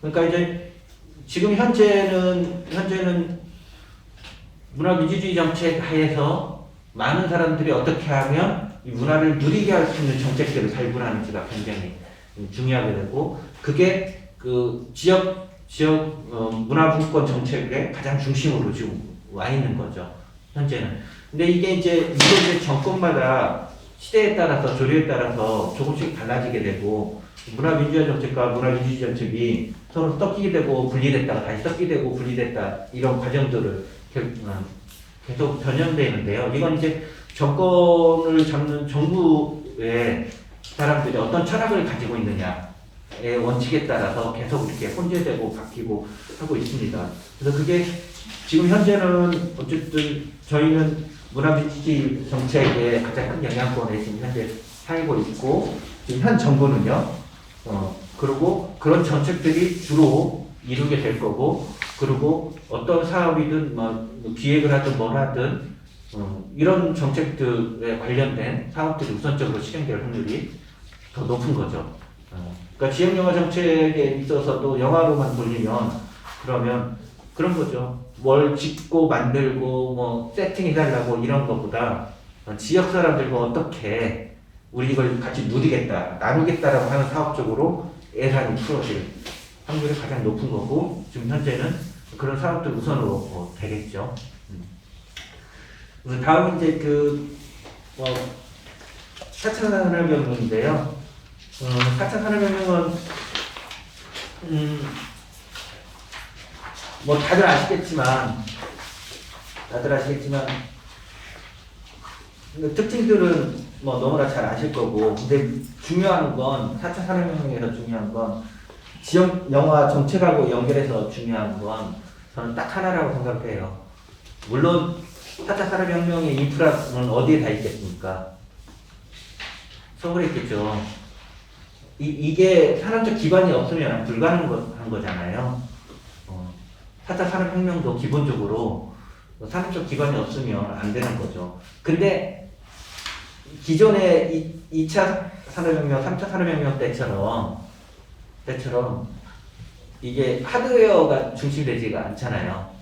그러니까 극장이나 뭐 이런 건축물이나 공장이나 이런 게 아니라 그 산업적 기반이 서울에 있다고 다 몰려 있다고 할지라도, 근데 4차 산업혁명은 지역에 있어서도 기본적으로 공유할 네트워크로 다 공유가 되기 때문에 네트워크 혁명이다 보니까 이걸 차이는 있지만 이전의 격차처럼 그렇게 격차가 심각해지지 않을 거라는 거예요. 그러니까 영화 산업으로 따지면 모든 영화를 찍는 제작사부터 시작해서 기자재부터 시작해서 다 서울 중심으로 움직이지만 4차 산업혁명식으로 넘어오면은 그것보다 그 격차가 굉장히 현저하게 줄어들 거라는 건 누구나 예상할 수 있다라는 거죠. 그건 뭐냐면 결국은 지역에서 영화를 창작하는 사람들, 만드는 사람들, 그 다음에 그걸 가지고 살아야 되는 사람들한테는 새로운 기회일 수 있다라는 거예요. 분명한 건. 그전간의 격차만큼 벌어지지 않은 다른 시작에서 다른 출발점에 와 있다라는 거죠.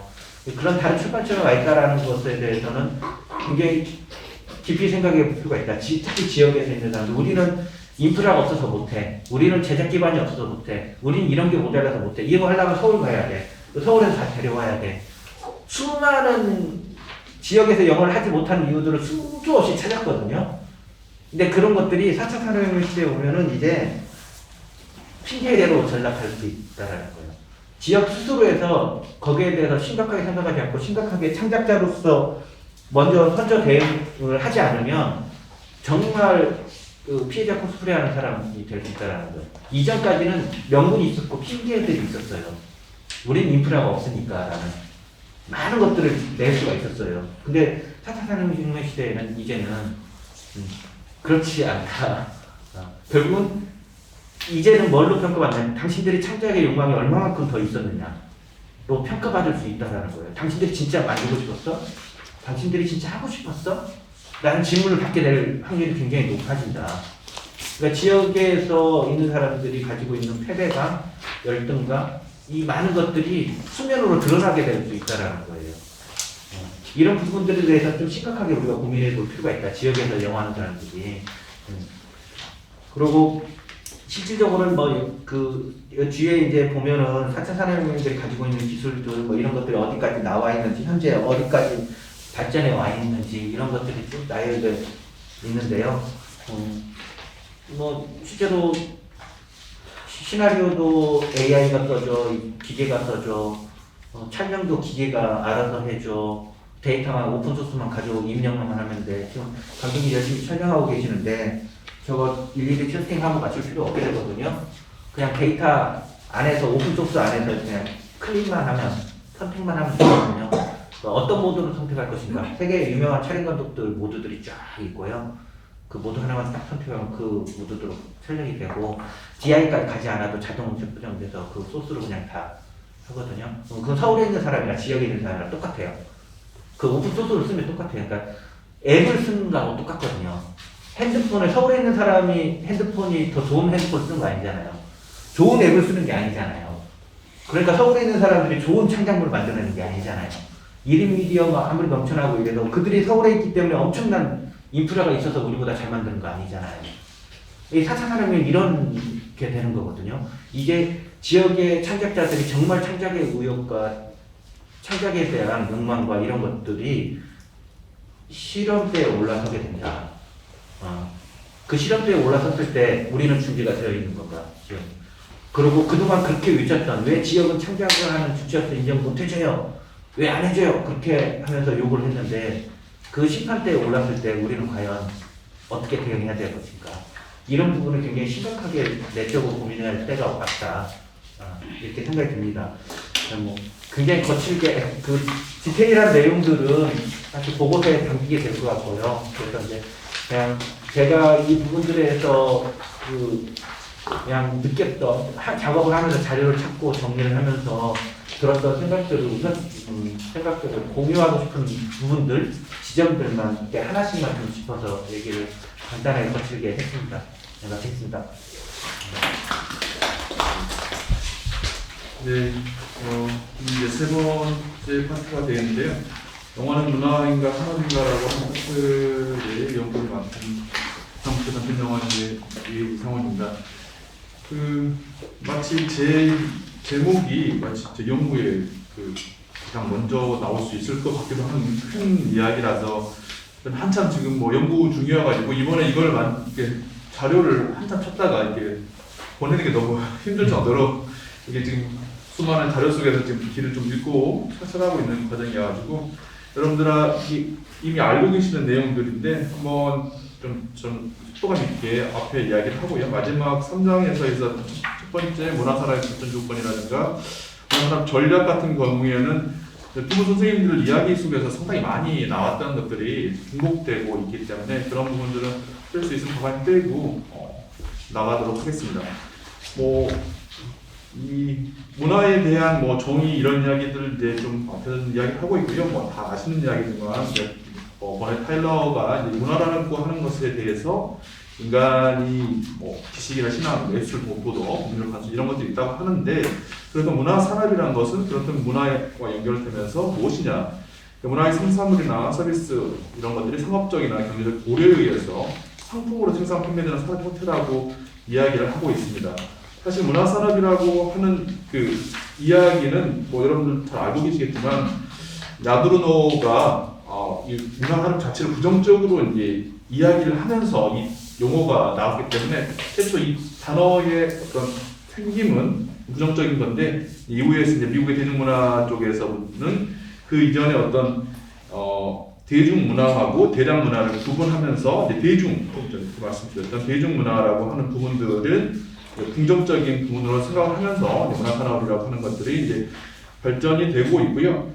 한국만의 이제 특이한 부분들이 이제 많이 나오고 있습니다. 우리나라에서는 이제 문화산업이라고 하는 것이 사실 한국의 경제 발전이 1950년 이후에 시작되면서 급속하게 다른 분야와 비슷하게 압축 성장을 하고 있으면서 여러 가지 모습들이 보고 있는데 지금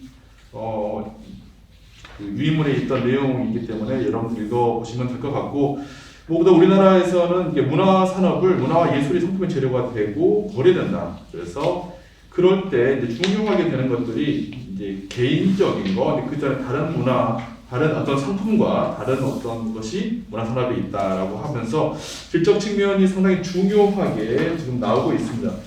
그래서 사실은 문화산업이라고 하는 게 한국의 예를 생각하기 전에 그 해외의 예를 본다면은 여러분들이 잘 알고 있다시피 이제 메이저라고 부르는 어떤 거대 업체들이 지금 현재 세계 문화산업을 큰 틀에서 좌지우지하고 있는 것이 사실이고요. 우리가 알고 있는 미국의 타임워너라든가 프랑스의 비벤디, 일본의 소니라든가 이런 것들이 영화, 텔레비전, 언론 그리고 이게 출판까지 다 가져가는 그런 모습을 보이고 있습니다. 그런데 이제 실제 우리들이 생각을 해봐야 될 것들은 문화산업의 진적 향상을 위해서는 이런 대형 메이저가 아니라 중소형 업체들, 상당히 많은 중소형 업체들이 존재하고 거기서 작품들이 나와야 문화산업이 실질적으로 질적으로 성장할 수 있다고 보여지고요.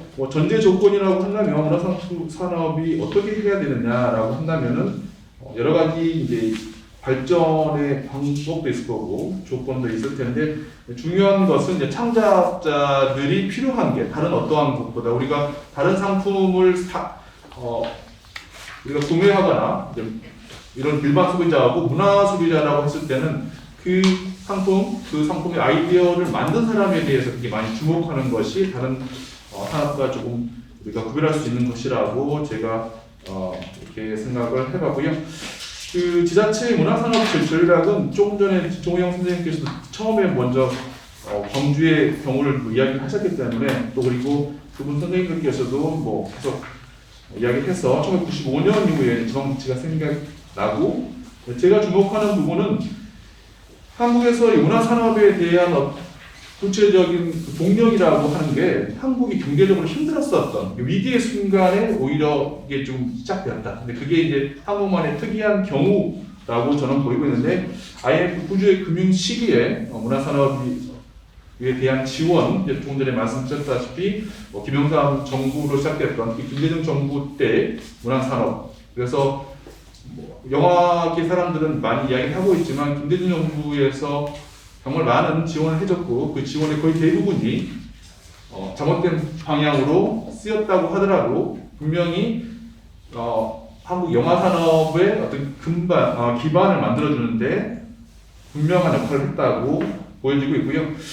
그런데 지금 최근에 한국의 그 문화 산업은요, 제가 좀 우려하고 있는 것 중에 하나이기도 하고 원래 이제 우리나라 문화 산업의 이제 해외 글로벌한 측면에서 본다면 음악 산업이 전체를 좀 견인했던 것이 있고 뭐 최근에 뭐 K-팝이라든가 BTS 이것들을 통해서 이게 문화를 정말 한국의 그 주식 시장을 이렇게 흔들 정도로 어떤 문화적인 어떤 문화 그룹이 이 정도 했었던 적이 정말 세계적으로 드물 정도의 것들이 있는데 지자체에서 문화산업 전략에 관련해서 제가 지금 연구를 좀 하다 보니까 김대중 정부에 이야기하셨는데 이제 국내 정부가 이때 미래 전략 기술 중 문화 기술, 컬처 테크놀로지를 포함시키면서 문화산업에 대한 본격적인 육성과 지원이 있었고요.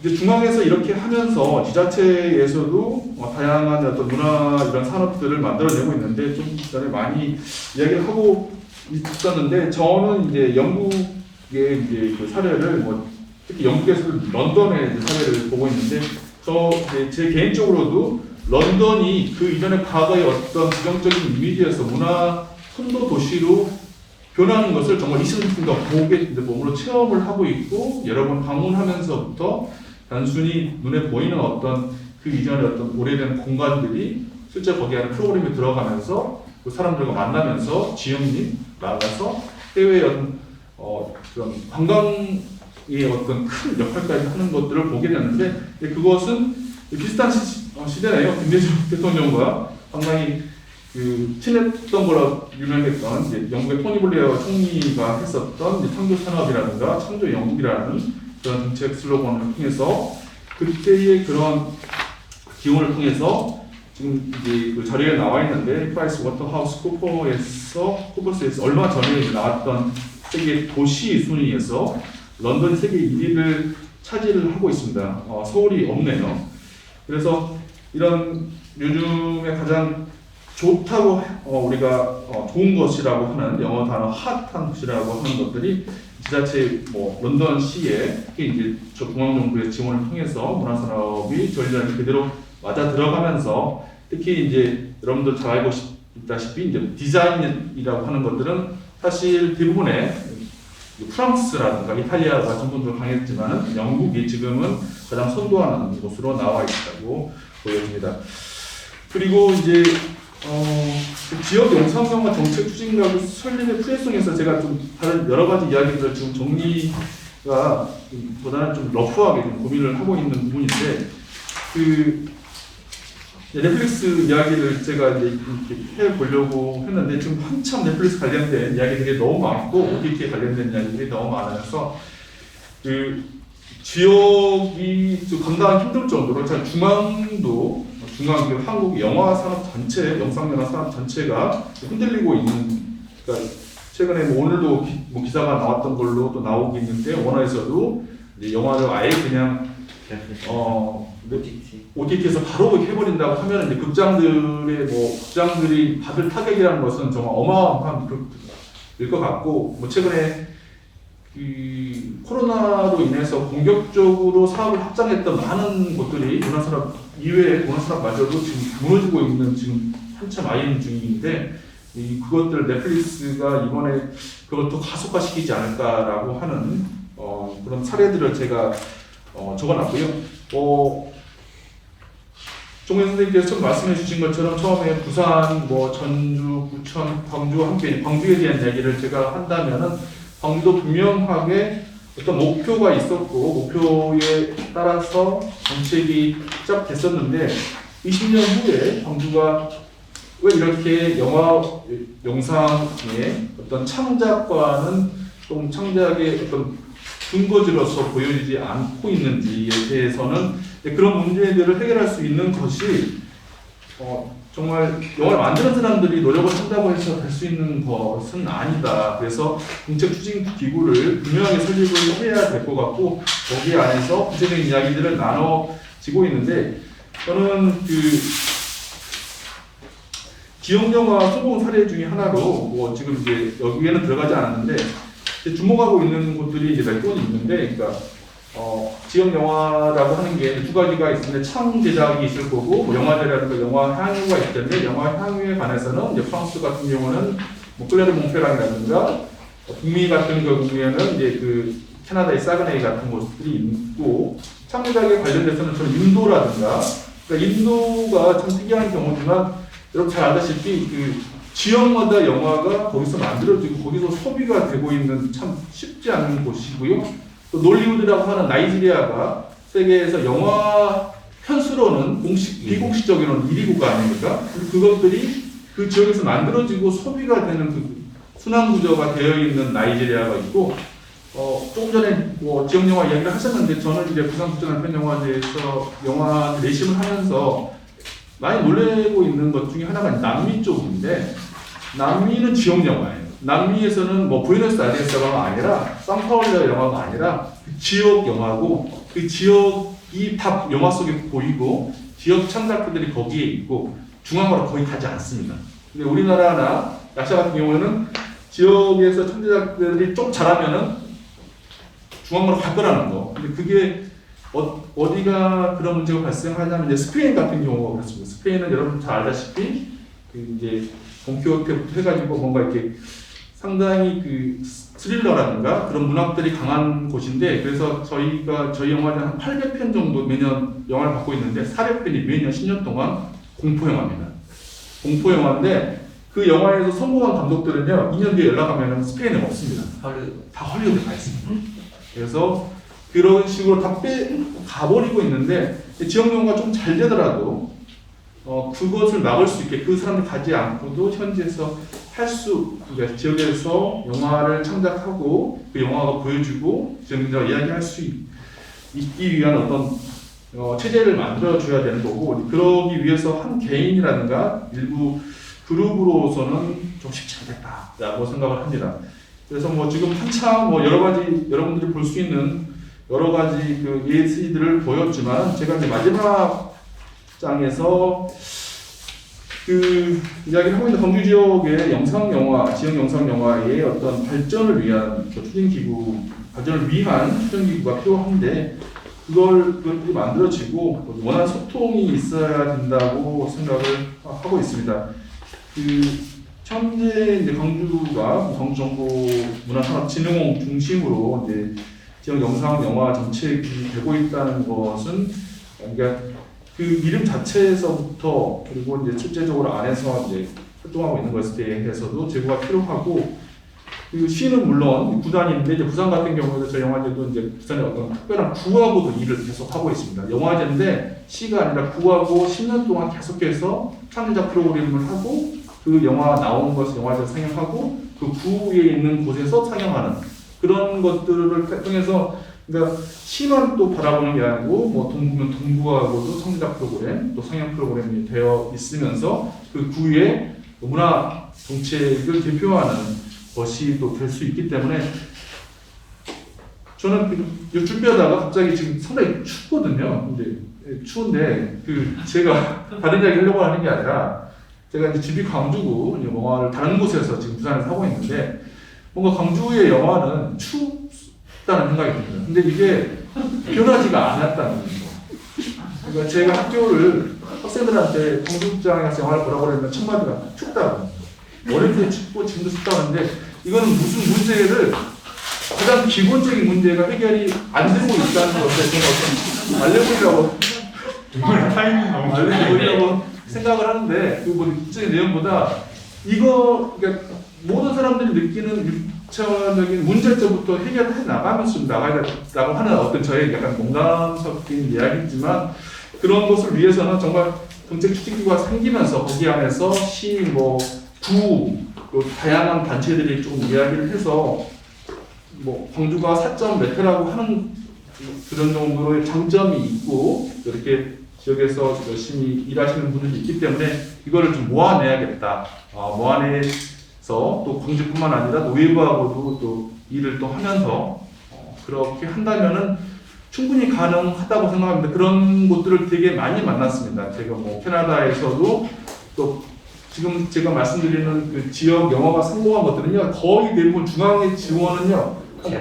제로 상태입니다. 거기에 있던 젊은 학생들, 시민들이 다 만들어내서 북미 최고의 영화제, 세계 최고의 단편 영화제들은 지역민들이 시작을 한 거지 중앙에서 내려오는 돈으로 해결하지 않았기 때문에 광주 영화가 좀 나아갈 길에 그 지역 우리 영상 영화 전체 추진기구가 꼭 조속한 시일 내에 만들어졌으면 그렇게 제안을 드리면서 제 발표를 마무리 짓도록 했습니다. 질의응답 이어서 말씀을 합니다.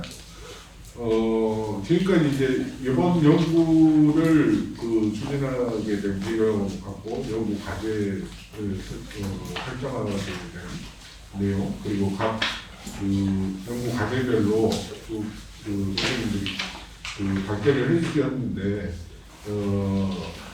어떤 것이든 오늘 발제된 내용이든 아니면 또 다른 이야기든 궁금하신 내용 또는 이제 버티실 이야기가 있으시다면 그 이야기를 들어보는 시간을 갖도록 하겠습니다.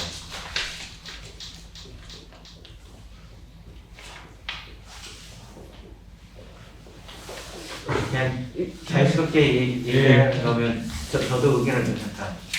아까 이제 지역 영화 발전 추진기구에 관한 얘기를 하면서 이런 것들이 있잖아요. 그러니까 우리나라는 지역에서 누군가 성장을 하면 서울로 다 가버린다.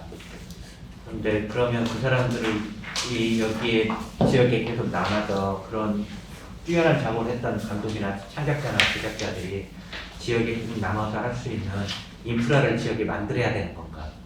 저는 여기에 약간 회의적인 부분이 있거든요. 그거 만들어질 수가 없고요. 중요한 건 그런 사람이 다시 나올 수 있는 시스템을 만들 수 있느냐가 문제인 것 같아요. 자꾸 그러니까 그들이 개인적인 욕망으로 중앙으로 가고 개인적인 욕망으로 어딘가를 가는 걸 우리가 인프라를 만들어줄 테니 남아서 작업을 해라 이렇게 하는 정책은 모두 다 실패했다고 생각을 해요. 개인의 욕망을 아무도 채워주지 못해요. 정책으로 개인의 욕망을 메꿀 수 있는 방법은 저 생각은 없다고 생각을 해요. 방법은 그런 사람이 계속 나올 수 있는 시스템, 인프라를 여기에서 계속 만들어주고 있냐, 공고하게 가져갈 수가 있느냐. 우리 지역이 그런 뛰어난 감독이 그냥 우연히 한 사람이 아니라 이런 문화에서 자란 사람은 그래도 몇 년에 한 번씩 그런 영화를 찍는 사람들, 그런 걸 하는 사람들이 이렇게 지역에서 등장하게 해줄 수 있느냐의 문제인 것 같아요. 그 시스템을 과연 만들려면 그럼 우리는 뭘 해야 될까를 고민해야 되는 지점. 저는 가장 어떻게 보면 현실적인 고민이라고 생각을 해요. 지역에서 과연 우리가 어떤 시스템을 만들어야 정책적으로, 교육적으로, 공간적으로 이 많은 것들을 어떤 시스템을 우리가 서로 잘 조합을 해야 그런 창작자들과 그런 창작을 하는 사람들 그리고 지역에서 그걸 하기 위해서 만든 교육 시스템들 이런 것들이 어떻게 톱니바퀴처럼 잘 이렇게 맞물려가게 우리가 할 수가 있을까? 그게 지금 광주가 가지고 있는 현실에 맞게 우리는 그 안에서 어디서부터 시작하면 좋을까? 사실 이런 고민들이 가장 현실적인 고민이라고 생각을 해요. 그래서 이제 그 사람들이 나와서 서울에 가든 말든 헐리우드로 가든 말든 능력 있으면 가고 나 광주 출신이면 반가운 거고 대신 계속 어떻게 우리는 그런 사람들을 키워낼 수 있는 건가? 연결해서 네. 저도 연결되는 얘기라서 그리고 아까 유경 선생님이 말씀하신 거하고 연동되는 있는데 이 이제 맨 처음에 지역 영화 얘기를 할 때 관이나 아니면 바깥 그러니까 타자가 되는 사람들이 가장 먼저 주는 그래서 누굴 지원해야 되는데 이렇게 얘기하는 거예요. 그럼 누굴 지원한다고 했을 때 지역 영화의 대상이 되는 사람 그래서 이제 초반에 그런 논의들을 되게 많이 했었거든요. 그래서 지금 한국영상위원회에서 누굴 지원할 것인가 지원 조건들을 할 때 거주지 증명을 해요. 그러니까 1번이 거주 중에 현재 거기에 살고 있는 사람, 그러니까 주소록으로. 두 번째는 이제 예를 들어서 이제 대학. 그러니까 너의 집은 서울이나 뭐 전주일 수 있으나 그 지금 대학을 전남대를 다니고 있다든가 뭐 전남대 이런 식의 대학 친구들을 거기를 두는 거죠. 대학 부가적으로. 그리고 세 번째가 이제 주요 활동인자들, 그러니까 창작이라면 뭐 감독이나 PD나 제작사가 그 지역에 있느냐. 뭐 이런 식으로 좀 강제를 해요. 그러면서 많이 나왔던 얘기가 그럼 출신은 어떻게 할 거냐. 전주 출신, 광주 출신을 할 거냐 그럴 때 굉장히 좀 설전이 있었지만 금방 또 저게 됐던 게 아까 전 선생님 말씀하신 현재성이에요. 그러니까 괜찮은 인자들이 태어나고 길러졌을 때 그 사람들이 나중에 헐리우드를 가든 저도 유명해지면 저는 살고 싶을 것 같아요. 근데 내가 여기 적어도 살았을 때 차별받지 않고 여기에 좋은 시스템이 꾸려져 있는 것들의 혜택을 받고 나중에 뭐 하는 것. 그러니까 여기에 사는 동안 그래서 그 현재성 때문에 제한도 둬야 된다는 저는 생각을 해요. 아까 제가 유경 선생님 읽으면서 이 부분이 되게 어떻게 보면 나중에 좀 애매할 수도 있겠다라고 한 게 광주 이외의 지역에 거주하더라도 광주를 기반으로 활동하는 자를 포함하여 또 그 밑에는 물리적 공간의 구분을 넘어서 유연하게 설정하고 이 부분이 큰 의미에서는 무슨 얘기를 하시는지 알겠어요. 왜냐하면 요즘은 그 행정구역에 자기가 살고 있다라고 하는 그런 강제적이거나 엄격한 분위기들이 많이 흐려지고 있는 걸 하시니까. 근데 구체적으로 관해서 누군가를 지원하고 어떨 이제 우리가 이제 나중에 거버넌스 문제나 이런 거 할 때 어쨌든 구획은 필요하다는 거죠. 그랬을 때는 이게 기반으로 한다고 하면 일종의 그런 거예요. 광주에 기반을 한다고 하는 게 이건 뭐 전주였거든요. 전주 사례나 다른 데를 보면 친한 커뮤니티나 친한 뭐가 있을 때 서울 친구들이 와서 알바하는 경우도 많아요. 이번에 정말 먼저 박근영 감독 거는 저희 스태프들이 되게 많아요. 전주 스태프들이. 근데 그거 전주 영화로 하지 않거든요.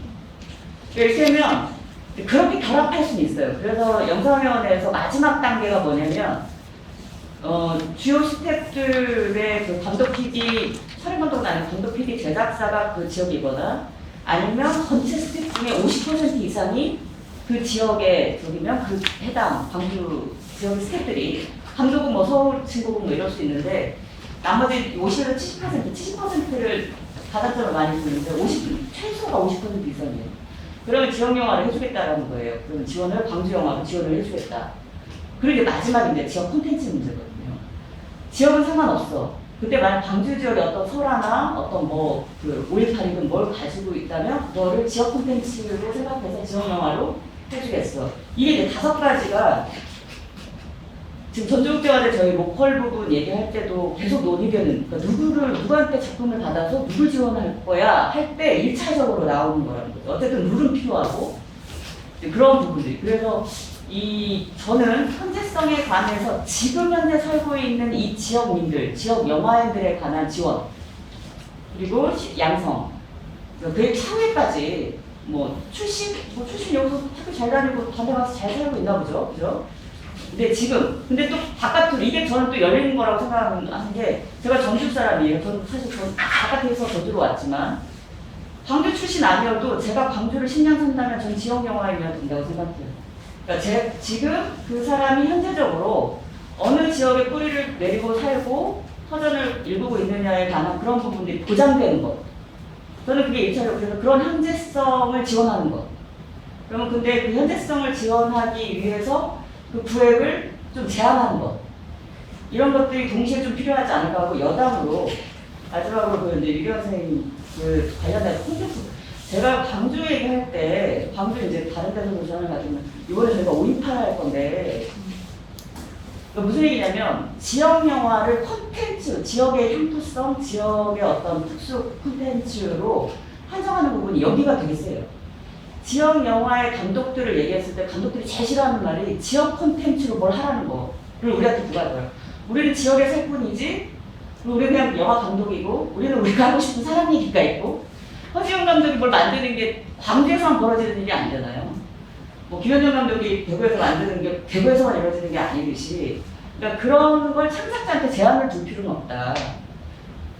그래서 그런 거에 너무 그 지역 콘텐츠를 지역 영화에 많은 그러니까 다 그렇지는 않지만 상당 비중 있게 다루는 것들이 사실은 지역 영화 생태계나 지역 영화 창작에한테 좋을 것이냐. 그 부분은 아까 거꾸로 제가 말씀드린 것처럼 5.18은 능력 있는 사람이 5.18은 광주의 문제이기도 당사자의 문제이기도 하지만 굉장히 전국의 문제이잖아요. 그러면 관심 있는 누군가가 하면 되는 거지 5.18을 광주의 영화인들만 해야 된다는 게 아닌 것처럼 그러니까 그런 것처럼 지역 콘텐츠는 차라리 다른 지역까지 열어놓으시되 우리의 지역 콘텐츠를 개발하고 창작화시키는 거 뭐 그런 부분으로 좀 구분해서 얘기를 해볼 수 있지 않을까. 네. 그 얘기를 좀 드리겠어요. 네, 제가 간략하게 답변하는데 네. 제가 영진이 했던 그 영화 지역 영화 실태 조사에 어떤 항목이 있냐면요 그게 있어요. 특히 전남쪽 같은 경우에는 우리 지역 같은 경우는 지역을 기반으로 활동한 사람이 없다. 어떻게 지역 영화를 규정하냐. 여기서 하고 싶은데 그래서 나는 어쩔 수 없이 예를 들어서 순천으로 간다. 그러면 예를 들어서 나는 광주로 간다 했을 때 어떤 이런 문제가 발생할 수 있다고 하는 거죠. 그러니까 그 지역에서 활동한 사람이 공식적으로 존재하지 않는 경우에 우리는 어떤 혜택, 어떤 방식으로 혜택을 받을 것인가 이런 고민이 있어요. 그러니까 선생님의 말씀 정말 전적으로 타당하거든요. 그러니까 지역 영화에는 보호하는 차원에서의 일단 그 현재적인 측면에서 일정 정도 규정을 두는 거 있지만 부분도 있지만 저는 그렇다면 좀 지역이 갇힌다는 생각이 들어요.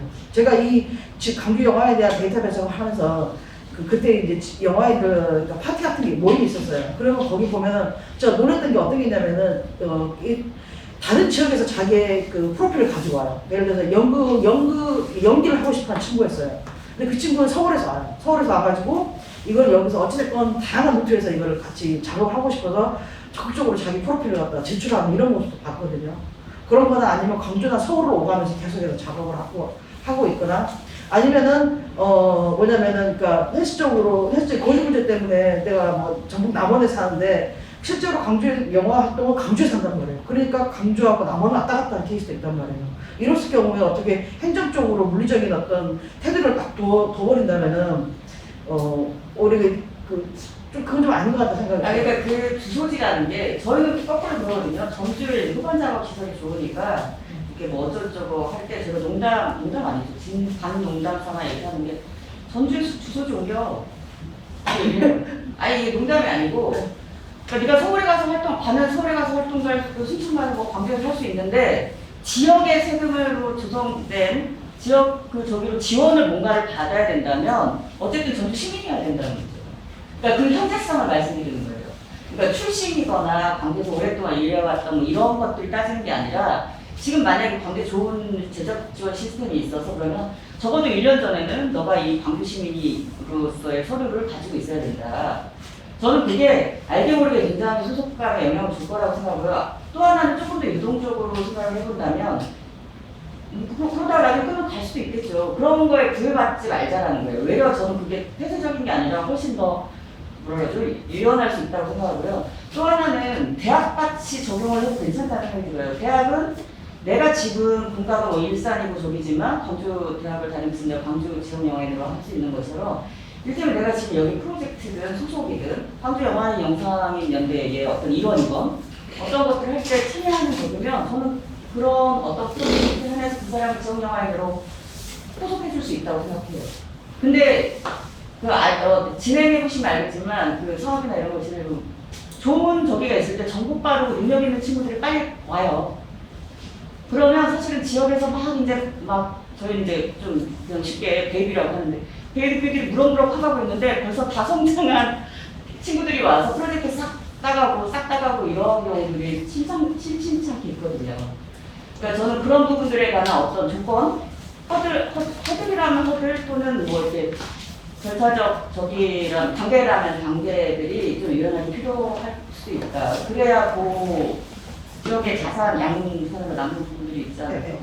저한 가지 더 붙이자면 이렇게 그 유연성 측면에는 이런 게 있어요. 베드타운의 개념이 있거든요. 그러니까 예를 들어서 광주에서 가까운 뭐 허순이나 허순 담양 아니면 뭐 영광이나 이거는 그냥 시내버스가 다니는 거리란 말이에요.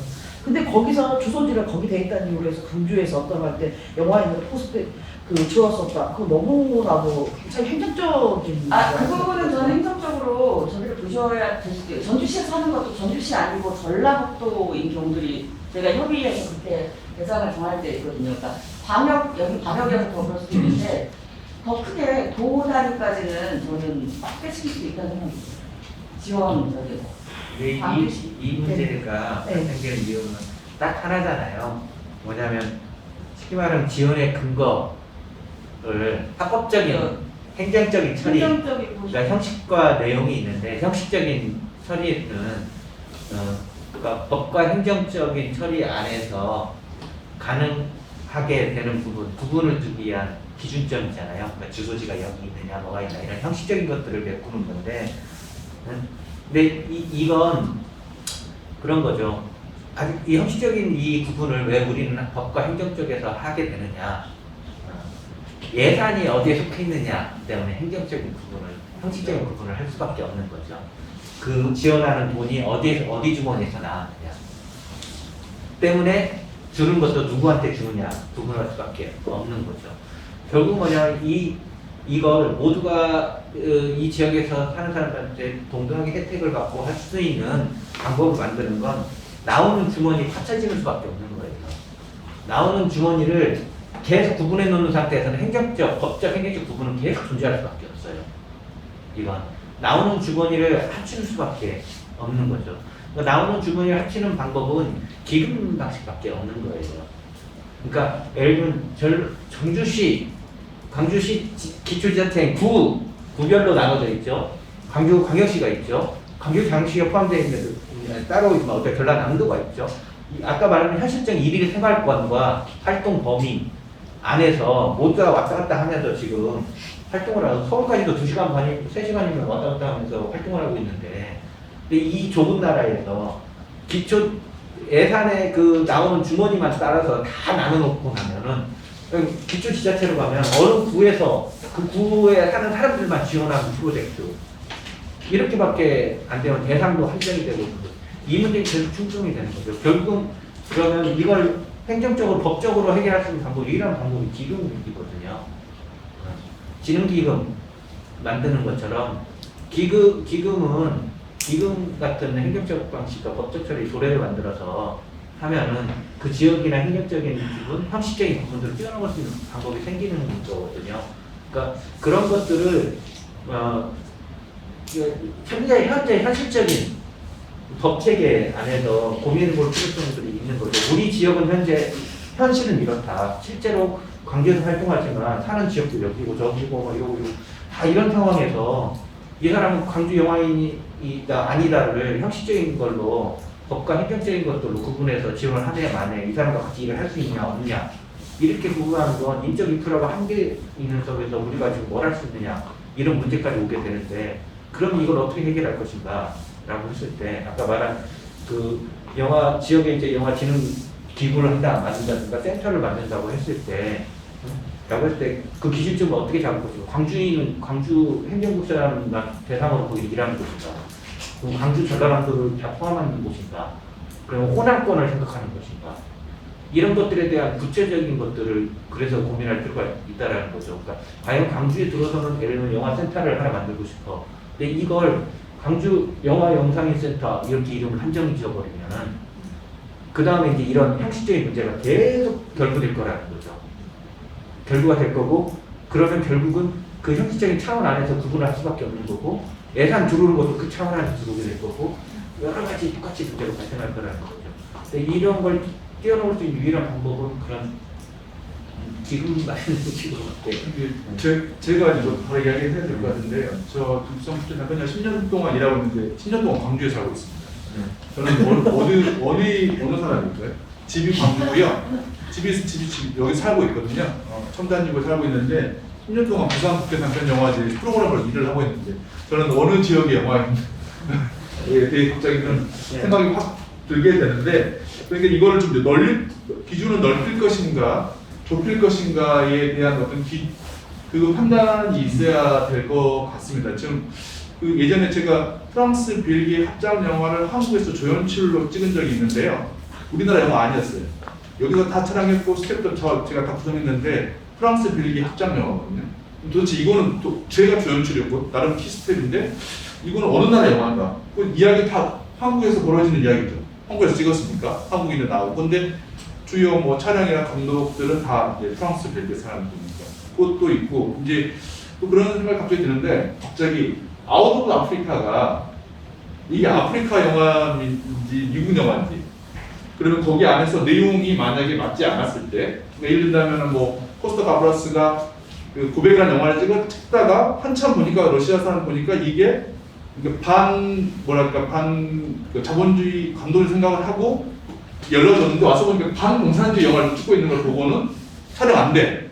나가. 이렇게 하는 경우도 있기 때문에 저희가 뭐 여러 가지 경우를 하나하나 다 그때 생각이 될 수 있을 것 같은데 그런 기준을 그런 어떤 넓혀서 저는 좀 넓히는 게 조금 더 낫지 않을까 제 개인적으로 생각을 많이 하고 있고 그게 제가 생각하는 뭐 부산이라고 하는 시가 광주라고 하는 제가 살고 있고 곳의 고향과 약간 결이 가는 이유가 조금 더 오픈된 느낌이 저는 갖고 있어요. 제가 거기서 계속 일을 하고 있기 때문이고 여기서 일을 안 하고 있다는 그것 때문이 아니라 근데 광주는 조금 더 기준을 좀 줄이는 느낌 좀 전에 말씀하신 건 영어도 그 주제에 맞게 거기에 맞게 약간 그런 느낌이 좀 이렇게 클로즈된 느낌들을 물론 뭐 말 나오지만 서울에 있는 많은 뭐 애니메이션, 영화, 실감 영상 하는 많은 사람들한테 제가 광주 사람이니까 편하게 한 번씩 이야기하다 보면은 광주는 뭔가 좀 클로즈된 도시다.